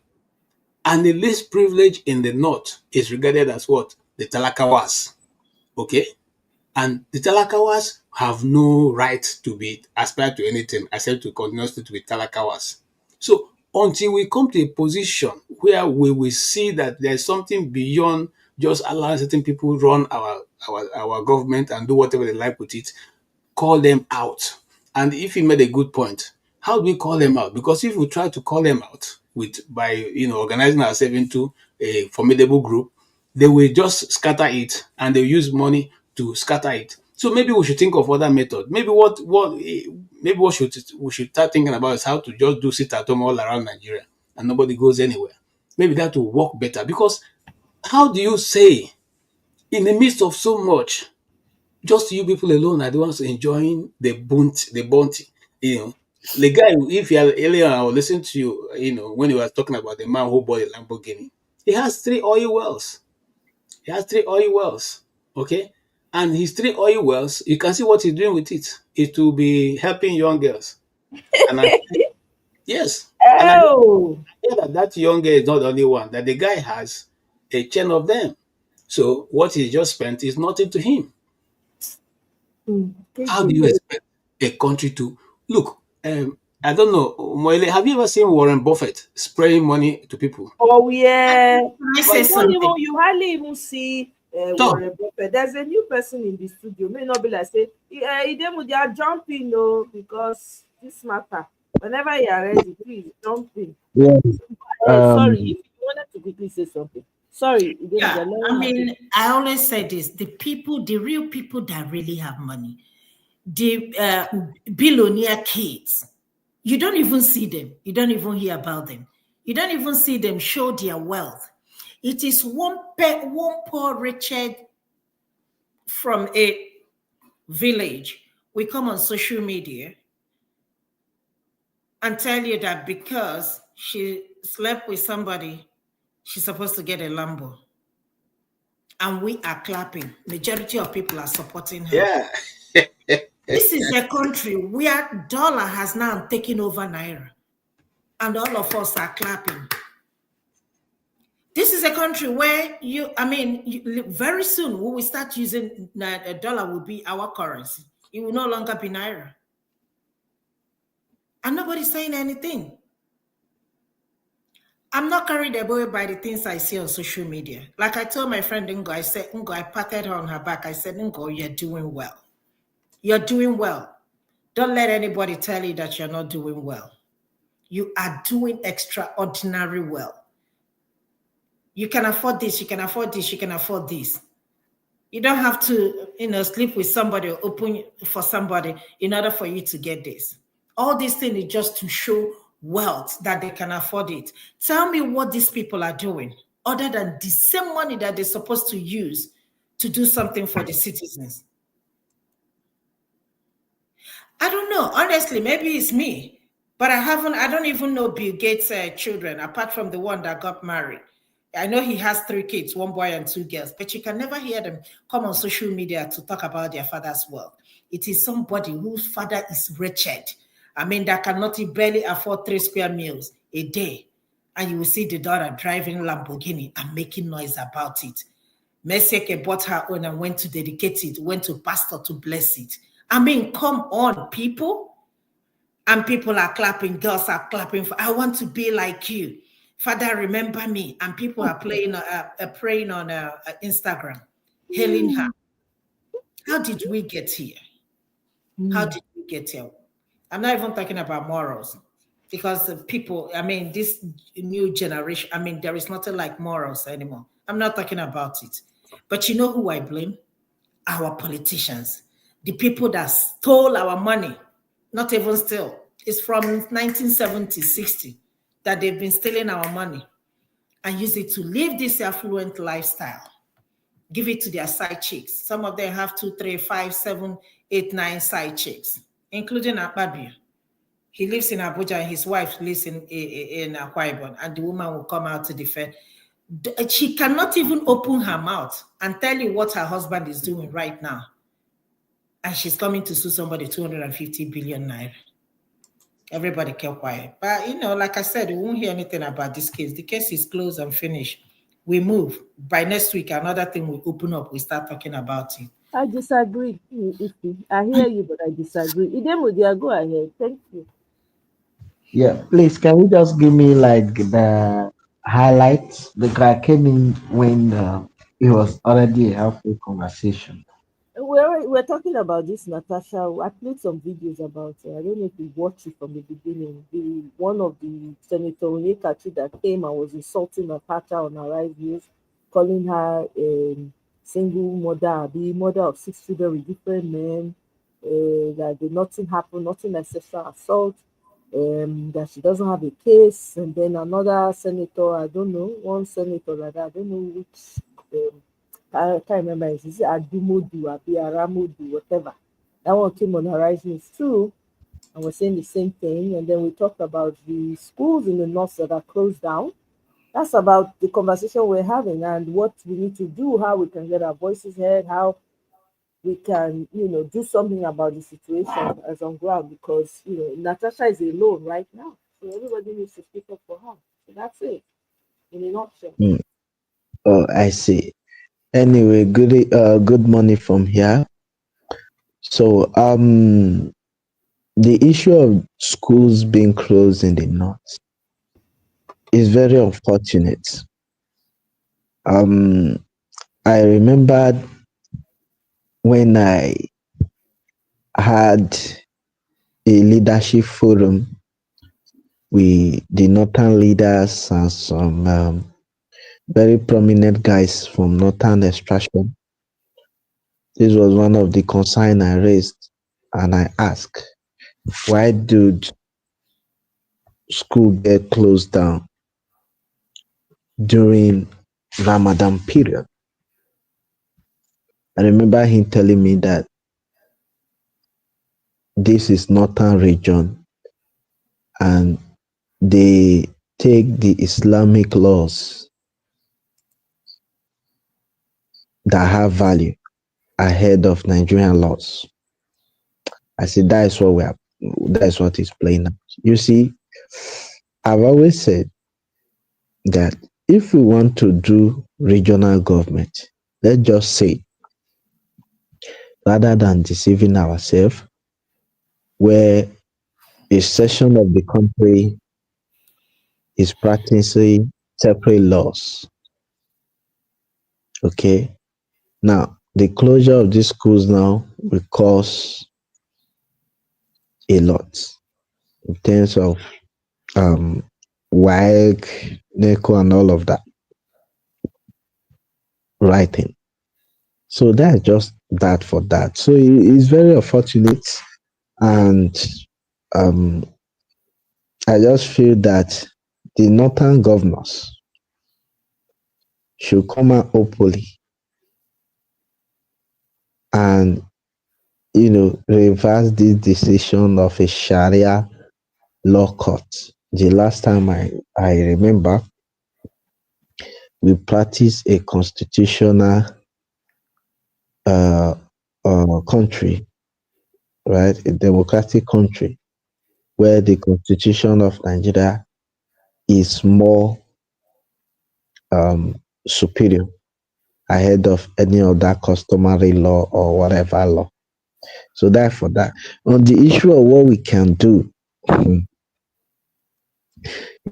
any society that has lose its family value, this is the end result.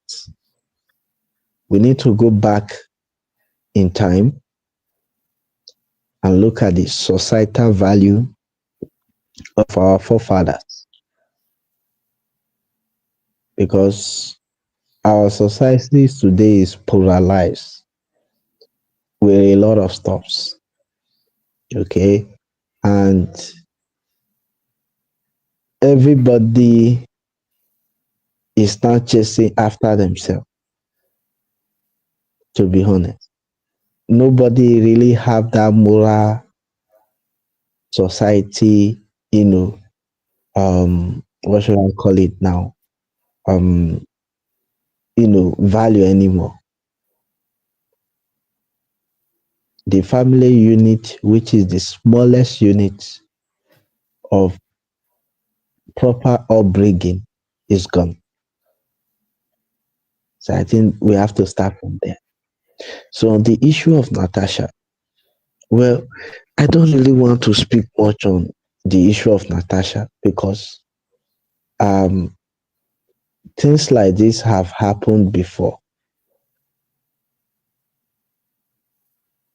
Okay, things like this have happened before, and I wonder which day it will stop. The lady who went to insult her on national TV is always fond of doing that. I mean, we know why she's doing that. She's trying to protect the Senate president because the Niger Delta Commission contract was handed over to her. So I know why she's fighting tooth and nail to make sure that Akpabio doesn't resign. So you can understand it's about self-interest for them. It's not ever about whether Natasha was abused or whatever. No, so the Senate have always been like that. I don't know when it will stop. This was the same issue that removed this first speaker we have in Nigeria. Issues like this. So, until Moye, this is what I would just say. We need to go back to family unit to start engineering our people again. And we need to clean up our society. That's How just do we go back to our family unit with this type of system of government that is currently in place? Going back to the family unit, the system, the government, the system of the government will frustrate that, because how do you tell teaching children those values and then they are seeing somebody that is being driving it not be posh, they say the girl guy. They say the girl guy. I'm not following. Okay, so if I was given this country, Nigeria, to rule, I will take Nigeria to a communist state. I don't think we are very fit for democracy. You think the communist system is going to work for us? Yeah, the laws in China, if implemented in Nigeria without any fear or favor, a lot of people will change. Okay? today there was a report that came out on EFCC. The former governor of Abia State is being held for a 60 billion, right? 60 billion, 60 billion project scam when he was governor of of Abia State. Now, if I have such opportunity, people like that, I take you to hanging squad immediately, so that the next generation leaders will learn that look, there is consequences for every action. I have said it over time and time that you see this federal system we are operating, this democracy, Nigeria is not wired that way. I'm sorry. Sorry. You can see they have infiltrated the judiciary that is supposed to keep the society clean. The primary responsibility of the jury is to serve justice. But today, they are not serving justice. I will give you an example. Wike have been fighting the governor of Rivers State over a $1 trillion, over a 1 trillion naira budget. He just want the budget to be passed through his men. And you can see the way they were dancing and singing and shouting when they got Judge, what's it called? When they got a verdict in the courts, they threw a big party. Is that on the interest of the people? No. So for me, the only law I feel can work in Nigeria is the communist law. The China law will work in Nigeria perfectly. It will work perfectly. We need to start enforcing street laws, to make sure that, we keep sanity. I wonder what Nigeria will look like 50 years from now if we continue in this trajectory. We might not have Nigeria in 50 years or 60 years time. The next generation leaders, okay, and also wealth without enterprise. Well, I knew the lady from Instagram. I'm following her. She's a very big socialite. One of her prominent friends is the former secretary to Lagos State, who is currently the chief of staff to Bola Ahmed Tinubu, Femi Gbajabiamila. He is also a friend to Wizkid, the musician, Ayo Balogun and co.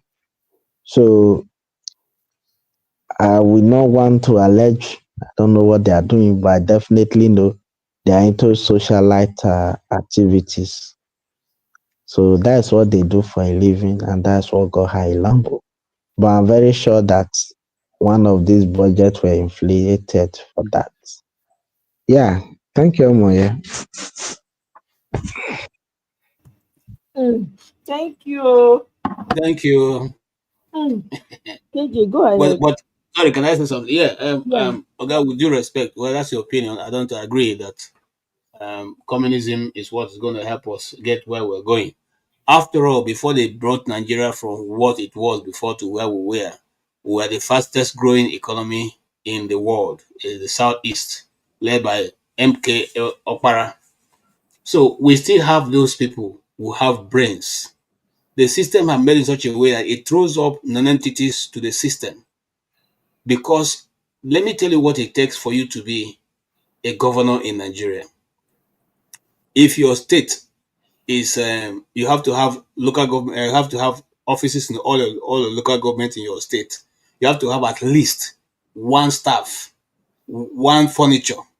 You have to have at least one person represent. Of course, you cannot have one person in each local government. All the polling stations, you have to have somebody manning for you, and those people have to be loyal to you. If you are going to be a president, like Peter Obi, for instance, you have to have offices in the 777 74 local government areas of Nigeria. Offices, staff, vehicles, and you pay salary. You have to at least be able to run that office for more than 1 year. My brother, who will do that? You have to vote at least 30 billion. That's what some people were able to do. And even with 30, they couldn't do it. They couldn't succeed. Money for money. They are spent people. That's why people like Wike, they are fighting to keep him there. Despite the nonsense he's doing, because he has stolen all the money of River State and used that money to match Atiku. Okay, so imagine someone matching Atiku's spending to the point that Atiku had to give up. So these are people who have stolen, and that's what they're doing with the money. And that's why they're hoping and beating their chest that nothing is going to happen, because they think they have stolen enough and have stored it up. Now, what will change Nigeria? What will change Nigeria is for us to go back and tinker with our laws and bring men. The judiciary we so hate today have also lawyers, judges, who those people know they will not give judgment for, because they know what their judgment stand. They know those people. They are there. They are there. But they find those people who have soiled their hands and give to those judgment to them. Don't they know the people who can do it? Even us, we know people. You see, when we have people who can change the system, we come up one excuse or the other by saying, we don't think these people, what office have they had before? Let them go and tap for a local government. These people saying this, making this statement, are people who have never run any office in their life before. But they will start by condemning that. What can Shori do? What can Peter Obi do? Peter Obi is not only a state governor. Where else do we know him? These are the systems that we must crush. We must have a political re-engineering where we will change the system they've set down that favor them all the time. Let me tell you again, when you go to the Nigerian court, how to defend your case and why it is almost impossible for you to win any case once the INEC declares the result. First and foremost, the court says you should come to court and prove that you actually won. How do you do that when you don't have any document on your side? How do you do that when you have to apply for INEC and they will probably refuse to give you the result of what you are asking for? And the court is, doesn't hold them accountable. That's what happened to Peter Obi. The court said he didn't present any evidence, which is true, because the INEC refused to release any evidence to him. And the court will not accept the ones submitted by his agents. So you see that the system is built such a way that no matter what you do, you cannot beat them. You can't beat them. So we, the people of Nigeria, need to stand up and tell ourselves, do we want to change the system, or just want to keep praying and hoping that one day God will come down from heaven and come and say, oh yeah, we're going to change? It's not going to happen. It's not going to happen. So, but to say, I'm coming, to say that we should start, doing what China does, I'm telling you, my brother, a whole state go finish. A whole state. Obasanjo asked Yerema one question. I am shocked that you still have your hands. Because if you are going by the Sharia law, which is started in Zamfara State, your two hands should have been cut off because you have stolen more than enough. That's what he said it to his face. Yerema, you still have your hands. I remember.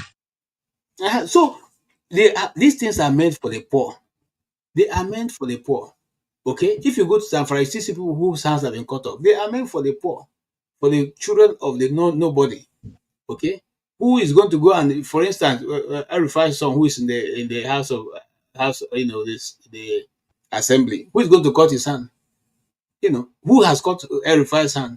Didn't we know Erifai when he was Minister of FCT? Didn't you know what he did to the businesses of people in the FCT and with the land of people in FCT? These are things that we know, but they still put those people in government. They still are the ones who are dictating. We must come to a place where we say, okay, people of Abuja, come August, stock your house. Come August, for the next 1 month, we're not going anywhere. Sit in your house. Let everyone sit in their house. then we'll see whether they can continue until we come to that point where we will say, okay, there's something they say, we buy the bullet. We buy the bullet and say, okay, it's either we, what the three lepers did. If we remain here, we die. If we go to the enemy camp, we die. Let people go to the enemy camp. If you don't kill us, we'll find food to eat. Okay? So that is what we should do. We should try and as much as possible to make sure that our country gets to a place where people can feel like human beings. You think I want to stay in this weather that I'm even at this time I'm still wearing sweater. But the truth is we I don't know how we're going to get out of it. I don't know. And then, did you read the last comment that people made about Shore when he was fighting the cost of the ordinary man in the law court? In the law court where police, DSS are supposed to go and stop you from entering, even the law court. But Shore was fighting the cost. The people who he's fighting for are saying, this Shore, sir, you don't take more of a Shore. Every time. Every time they do activists. I'm just telling the reason why me I stop activism in Nigeria. Because the people you are fighting for. Now then go turn back, they ask you, say, who even send you, self? Who even send you? Every time you just put power. Okay, go rest now. So, I don't know how I'm going to do it, but that's my conclusion. Thank you so much for that. Say me we roll over now. Let's just roll over. Let me quickly give a 15 minutes rebuttal. Everything you said is on point. But let me quickly revise when you mentioned my hero, the great Michael Okpara, the builder of the old Imo states. In those days, I wasn't alive, but I went back in history. Contesting elections was not just about you having money. It has to do with quality at which political parties select their candidates. We have Mike Okpara, Denis Osatebe, Ambrosali, Jack Conde, what's his name again? One of these guys from yes, these four people. It was about their quality, their vision, what they envision.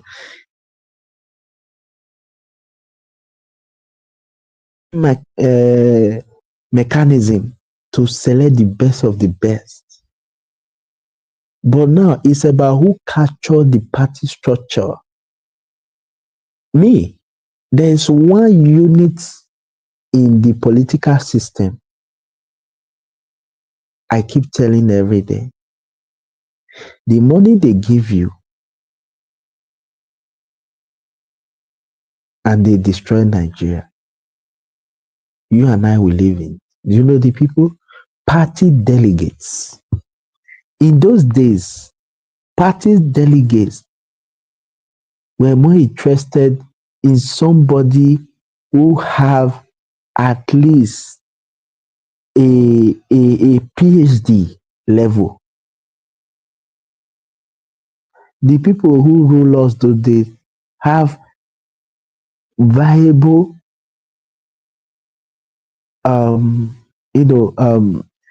academic record that can be traced and tracked.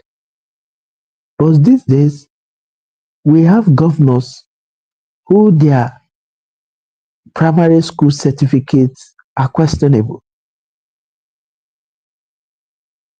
The president of Nigeria, we can ascertain which of the school he went to.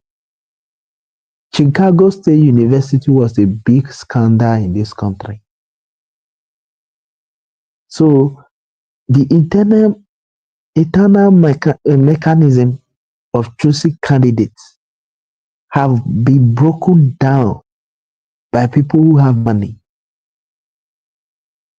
We no longer have interface candidate screening. Aspirant screening. anymore.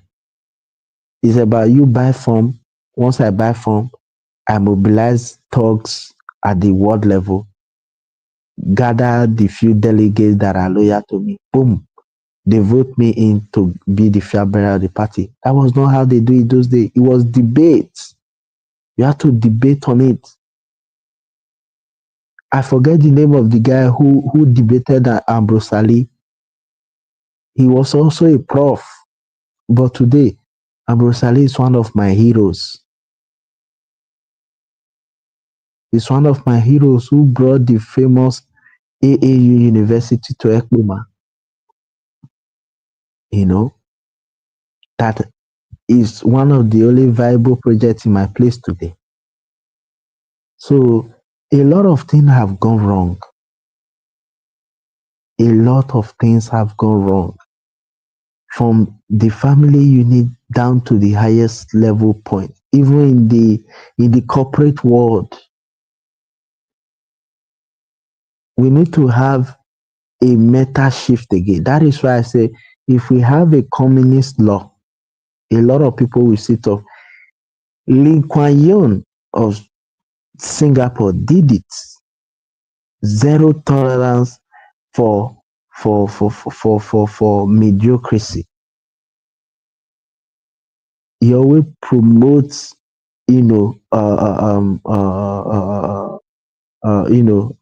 excellence, either in the public space in Singapore or either in private sector or public sector in Singapore. But we don't have that anymore. What we have now is the highest bidder or somebody who knows somebody. This evening we were just discussing. Are you aware that there is currently position vacancy in the CBN? But guess what? They don't bring it to the public forum. It's like a slot. They share it among themselves in that presidency. They bring in their rich kid. I used to say there are not many Nigerians who study finances with excellent grades that can occupy those positions. So it's not about the highest bidder. Today, I'm saying now, somebody who have no record of school, who have never been to 4 walls of school, can become a governor, president in Nigeria. Just have the money, have the political news tout around you, influence the INEC chairs, invest the judiciary, influence the religious bodies, influence the traditional rulers. They are even the worst. Influence them, trick the women union leaders. They will do your bidding and vote you in. Even though you don't have clear leadership skills, they will vote you in. There's a title book that I read. Ambrose Ali spent, was it 300,000 in his campaign? And guess what? That money did not come from Ambrose Ali. It came from the party members. In those days, for you to join a political party, you have to be committed and also, be willing to donate and contribute to the party's growth, to finance election and all of that. Party members of the party do that. They finance the campaign and all of that. But today we don't have that. What we have now is the party looking for a big man with billions of naira in his account, coming to fund the party structures and all of that, and the delegate, renovate the party structure, secretariats and all of that, buy chairs and cards for the National Working Committee of the party. Then that person now hijack the structure, even though he don't have what it takes to run a Kante or a pure water business. Okay, he hijacked it because he have money. They gave him the ticket. He win the election, then he go there and do nonsense. So we have to take 10 full step back and re-strategize. That's just it. It doesn't get bigger than that. The country is not saying us, if you don't have money, please don't come. It's for the highest bidder now. That is why people are getting rich or die trying, or even doing, you know, what's it called? Money rituals and all of that stuff to get money, because the society now only respect who have money. Our people don't want to learn menial jobs anymore. I weep for my generation. You know, they don't want to learn menial jobs anymore. It's about, oh, a quick reach or die trying. People don't believe in long term. They don't believe in 10 years now from now, 20 years from now. They believe in now, now, now, now, now. Let's have it now, now, now, now. We can think of 100 years after later. No. I have studied the system of the black and the white. What made the white people stand out is they think into future. I was in the Colossus of Roma the other day. I read a book by Mussolini. Mussolini was planning Italy's future into 2025 in 1895. And his vision then was for Italy to become the global hub of Europe. You know, although Mussolini have his own and all of that, but we don't have leaders who is thinking the future, because the process at which they are coming into offices and leadership position is not clean. It's a faulty system. I have told many people,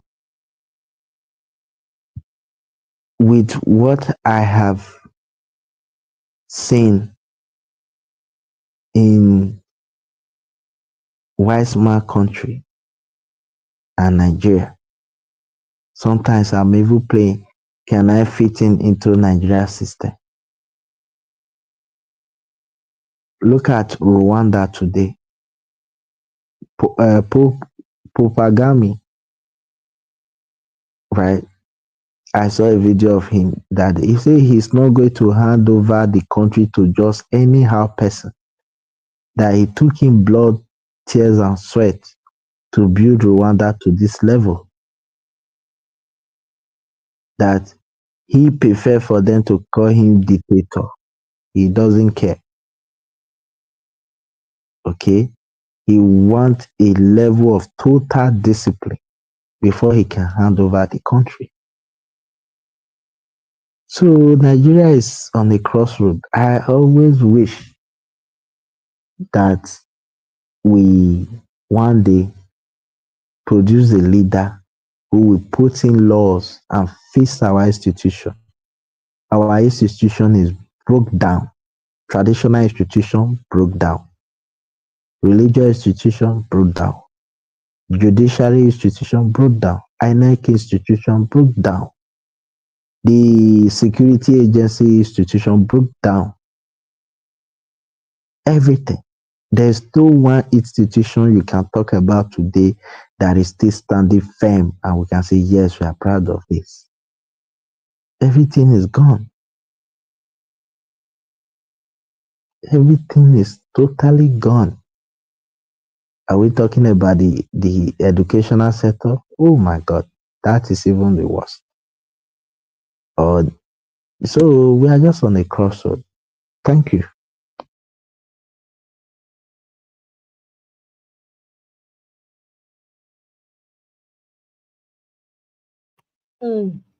So Um,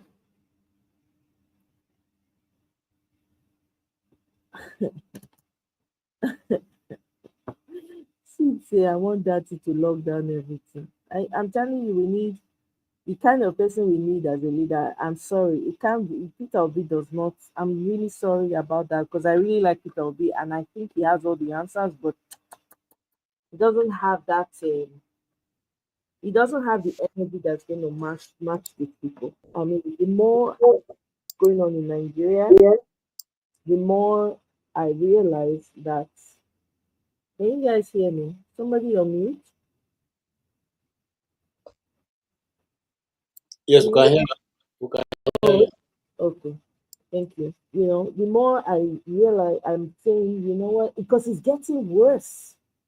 In 20, prior to the election, people, even the suffering was much, but it was, people were still getting by, managing to get by. Now it is on another catastrophic level. How do we continue like this? We really need to go and sit down and think about this. I'm sorry. Soft hand is not going to give us what we want. It's not. Being gentle with outright demons that are out to literally take your life is not going to do it. We need a vicious leader. Unfortunately, I have to use that word, that will match these people aura for aura. A leader that will be in the front and center, like, this is me, do whatever you want to do. I have my people. And you have people that will back him up. That is what we need. I am not going to, I don't want to hear, oh, courts, oh, let's, then come and be looking at the judiciary. It ain't going to happen. Not with the monsters, the principalities and powers that we currently have in Nigeria. It's not going to work. Gentleman approach is not. Imagine if we match these people energy for energy the last election. This Brahma, when we speak every day, we for not they talk. We for not they talk. Now another thing for they discuss now. It would have been a lot easier now, but no. No. Look at where they just remove which DG they replace again now. Is it Jam office or which office now? They replace somebody now with another Yoruba local. The government is full of Yoruba locals. You cannot even identify yourself in this whole government that you're seeing. It's tiwa that this man is doing in the government. Is this the kind of person you want to be playing softball with? T-Pain has this game down. The man has the country on lockdown. T-Pain has Nigeria on lockdown. There's no amount of negotiating, speaking English, smiling that will give you what this man is. Anybody that stands in my way is going down. That's the mentality he has. You stand in his way, he would rather take you out to get. That is the mindset of the leader that we need to take this Nigeria back. A leader that is saying, if I hear him, if you do this aura for aura, you stand in my way of collecting this thing, you are going down. That is the leader we want. That's what we need right now. I'm sorry. It's just a fact. There's no way, since everybody's talking about 2027, and I've said it here, there will be no election. The only way that we can get this country back is for people to mobilize. But nobody talks, everybody says mobilize. Nobody talks about how they're going to mobilize. Nobody says anything about it. Nobody even considers it. So everybody just, I've said it, they don't put something better than water, the food we eat, the air Nigerians breathe, everything, the clothes, all those Okrika clothes. If I was in government, I would ban anything Okrika, anything foreign. You use what you have in your country. That's part of what's causing you people's problem. And take it to the bank. Years to come, you're going to see you're gonna see stories coming out. That some of these things that did you not hear about baby food the last time? How they put a lot of sugar in the baby food they sent to Nigeria?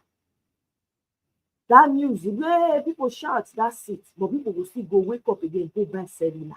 When you have corn, you can plant your own corn. You can get potatoes from Jos, or you can even plant the potatoes or even yam. You mash them up, put carrots inside, put as they say they do at that time for all those children only they sit for that time. Do your own pack. No, you want to go and buy Oyibo cellular. When you buy finish your pikin, even if there's give am woza for school, you no go retaliate. That's what they do like moron. You know, no fighting spirit inside of it. You think if you don't find that suspicious? You don't find that there's no human being that you will bully that will not push back. But Nigerians have gotten to a place. It takes time. Some of these things are the programmer. They go say by the time they don't reach this age, all that capacity to push back no go dey there. That's what you're experiencing. You might call me a conspiracy theorist, Lisa. We are seeing it clear out. We are seeing it. Do you know that they just discovered now? Most of the people who carry out all these mass attacks on people, on unaliving people and all of that, they found that there's a particular drug that they give them that makes them snap and do those things. The reports have just started coming out. What makes you now think you that in Africa that nobody, everybody, these people hate you people. They don't even want to see you now. They want your resources. They don't care about you people. You think say they mean well for you. Everything they import into your country is laced with something. No, our government not care because of trinkets and the small shiny of the thing they give them mirror and all of that. They let everything in. They can't drop toxic waste from our country. Nothing. They can't spread AIDS for African countries so that they will make an African disease. Nothing. My government not doing anything. I mean, this is not, especially this one we get from Nigeria. So there is no amount of gentleman that will sit down and lie aloud. They are looking at a principality and power by itself sitting in that position in Nigeria. No amount of English that you will speak. And guess what? They are surrounded themselves with the roughest thugs that are ready to lay their lives down.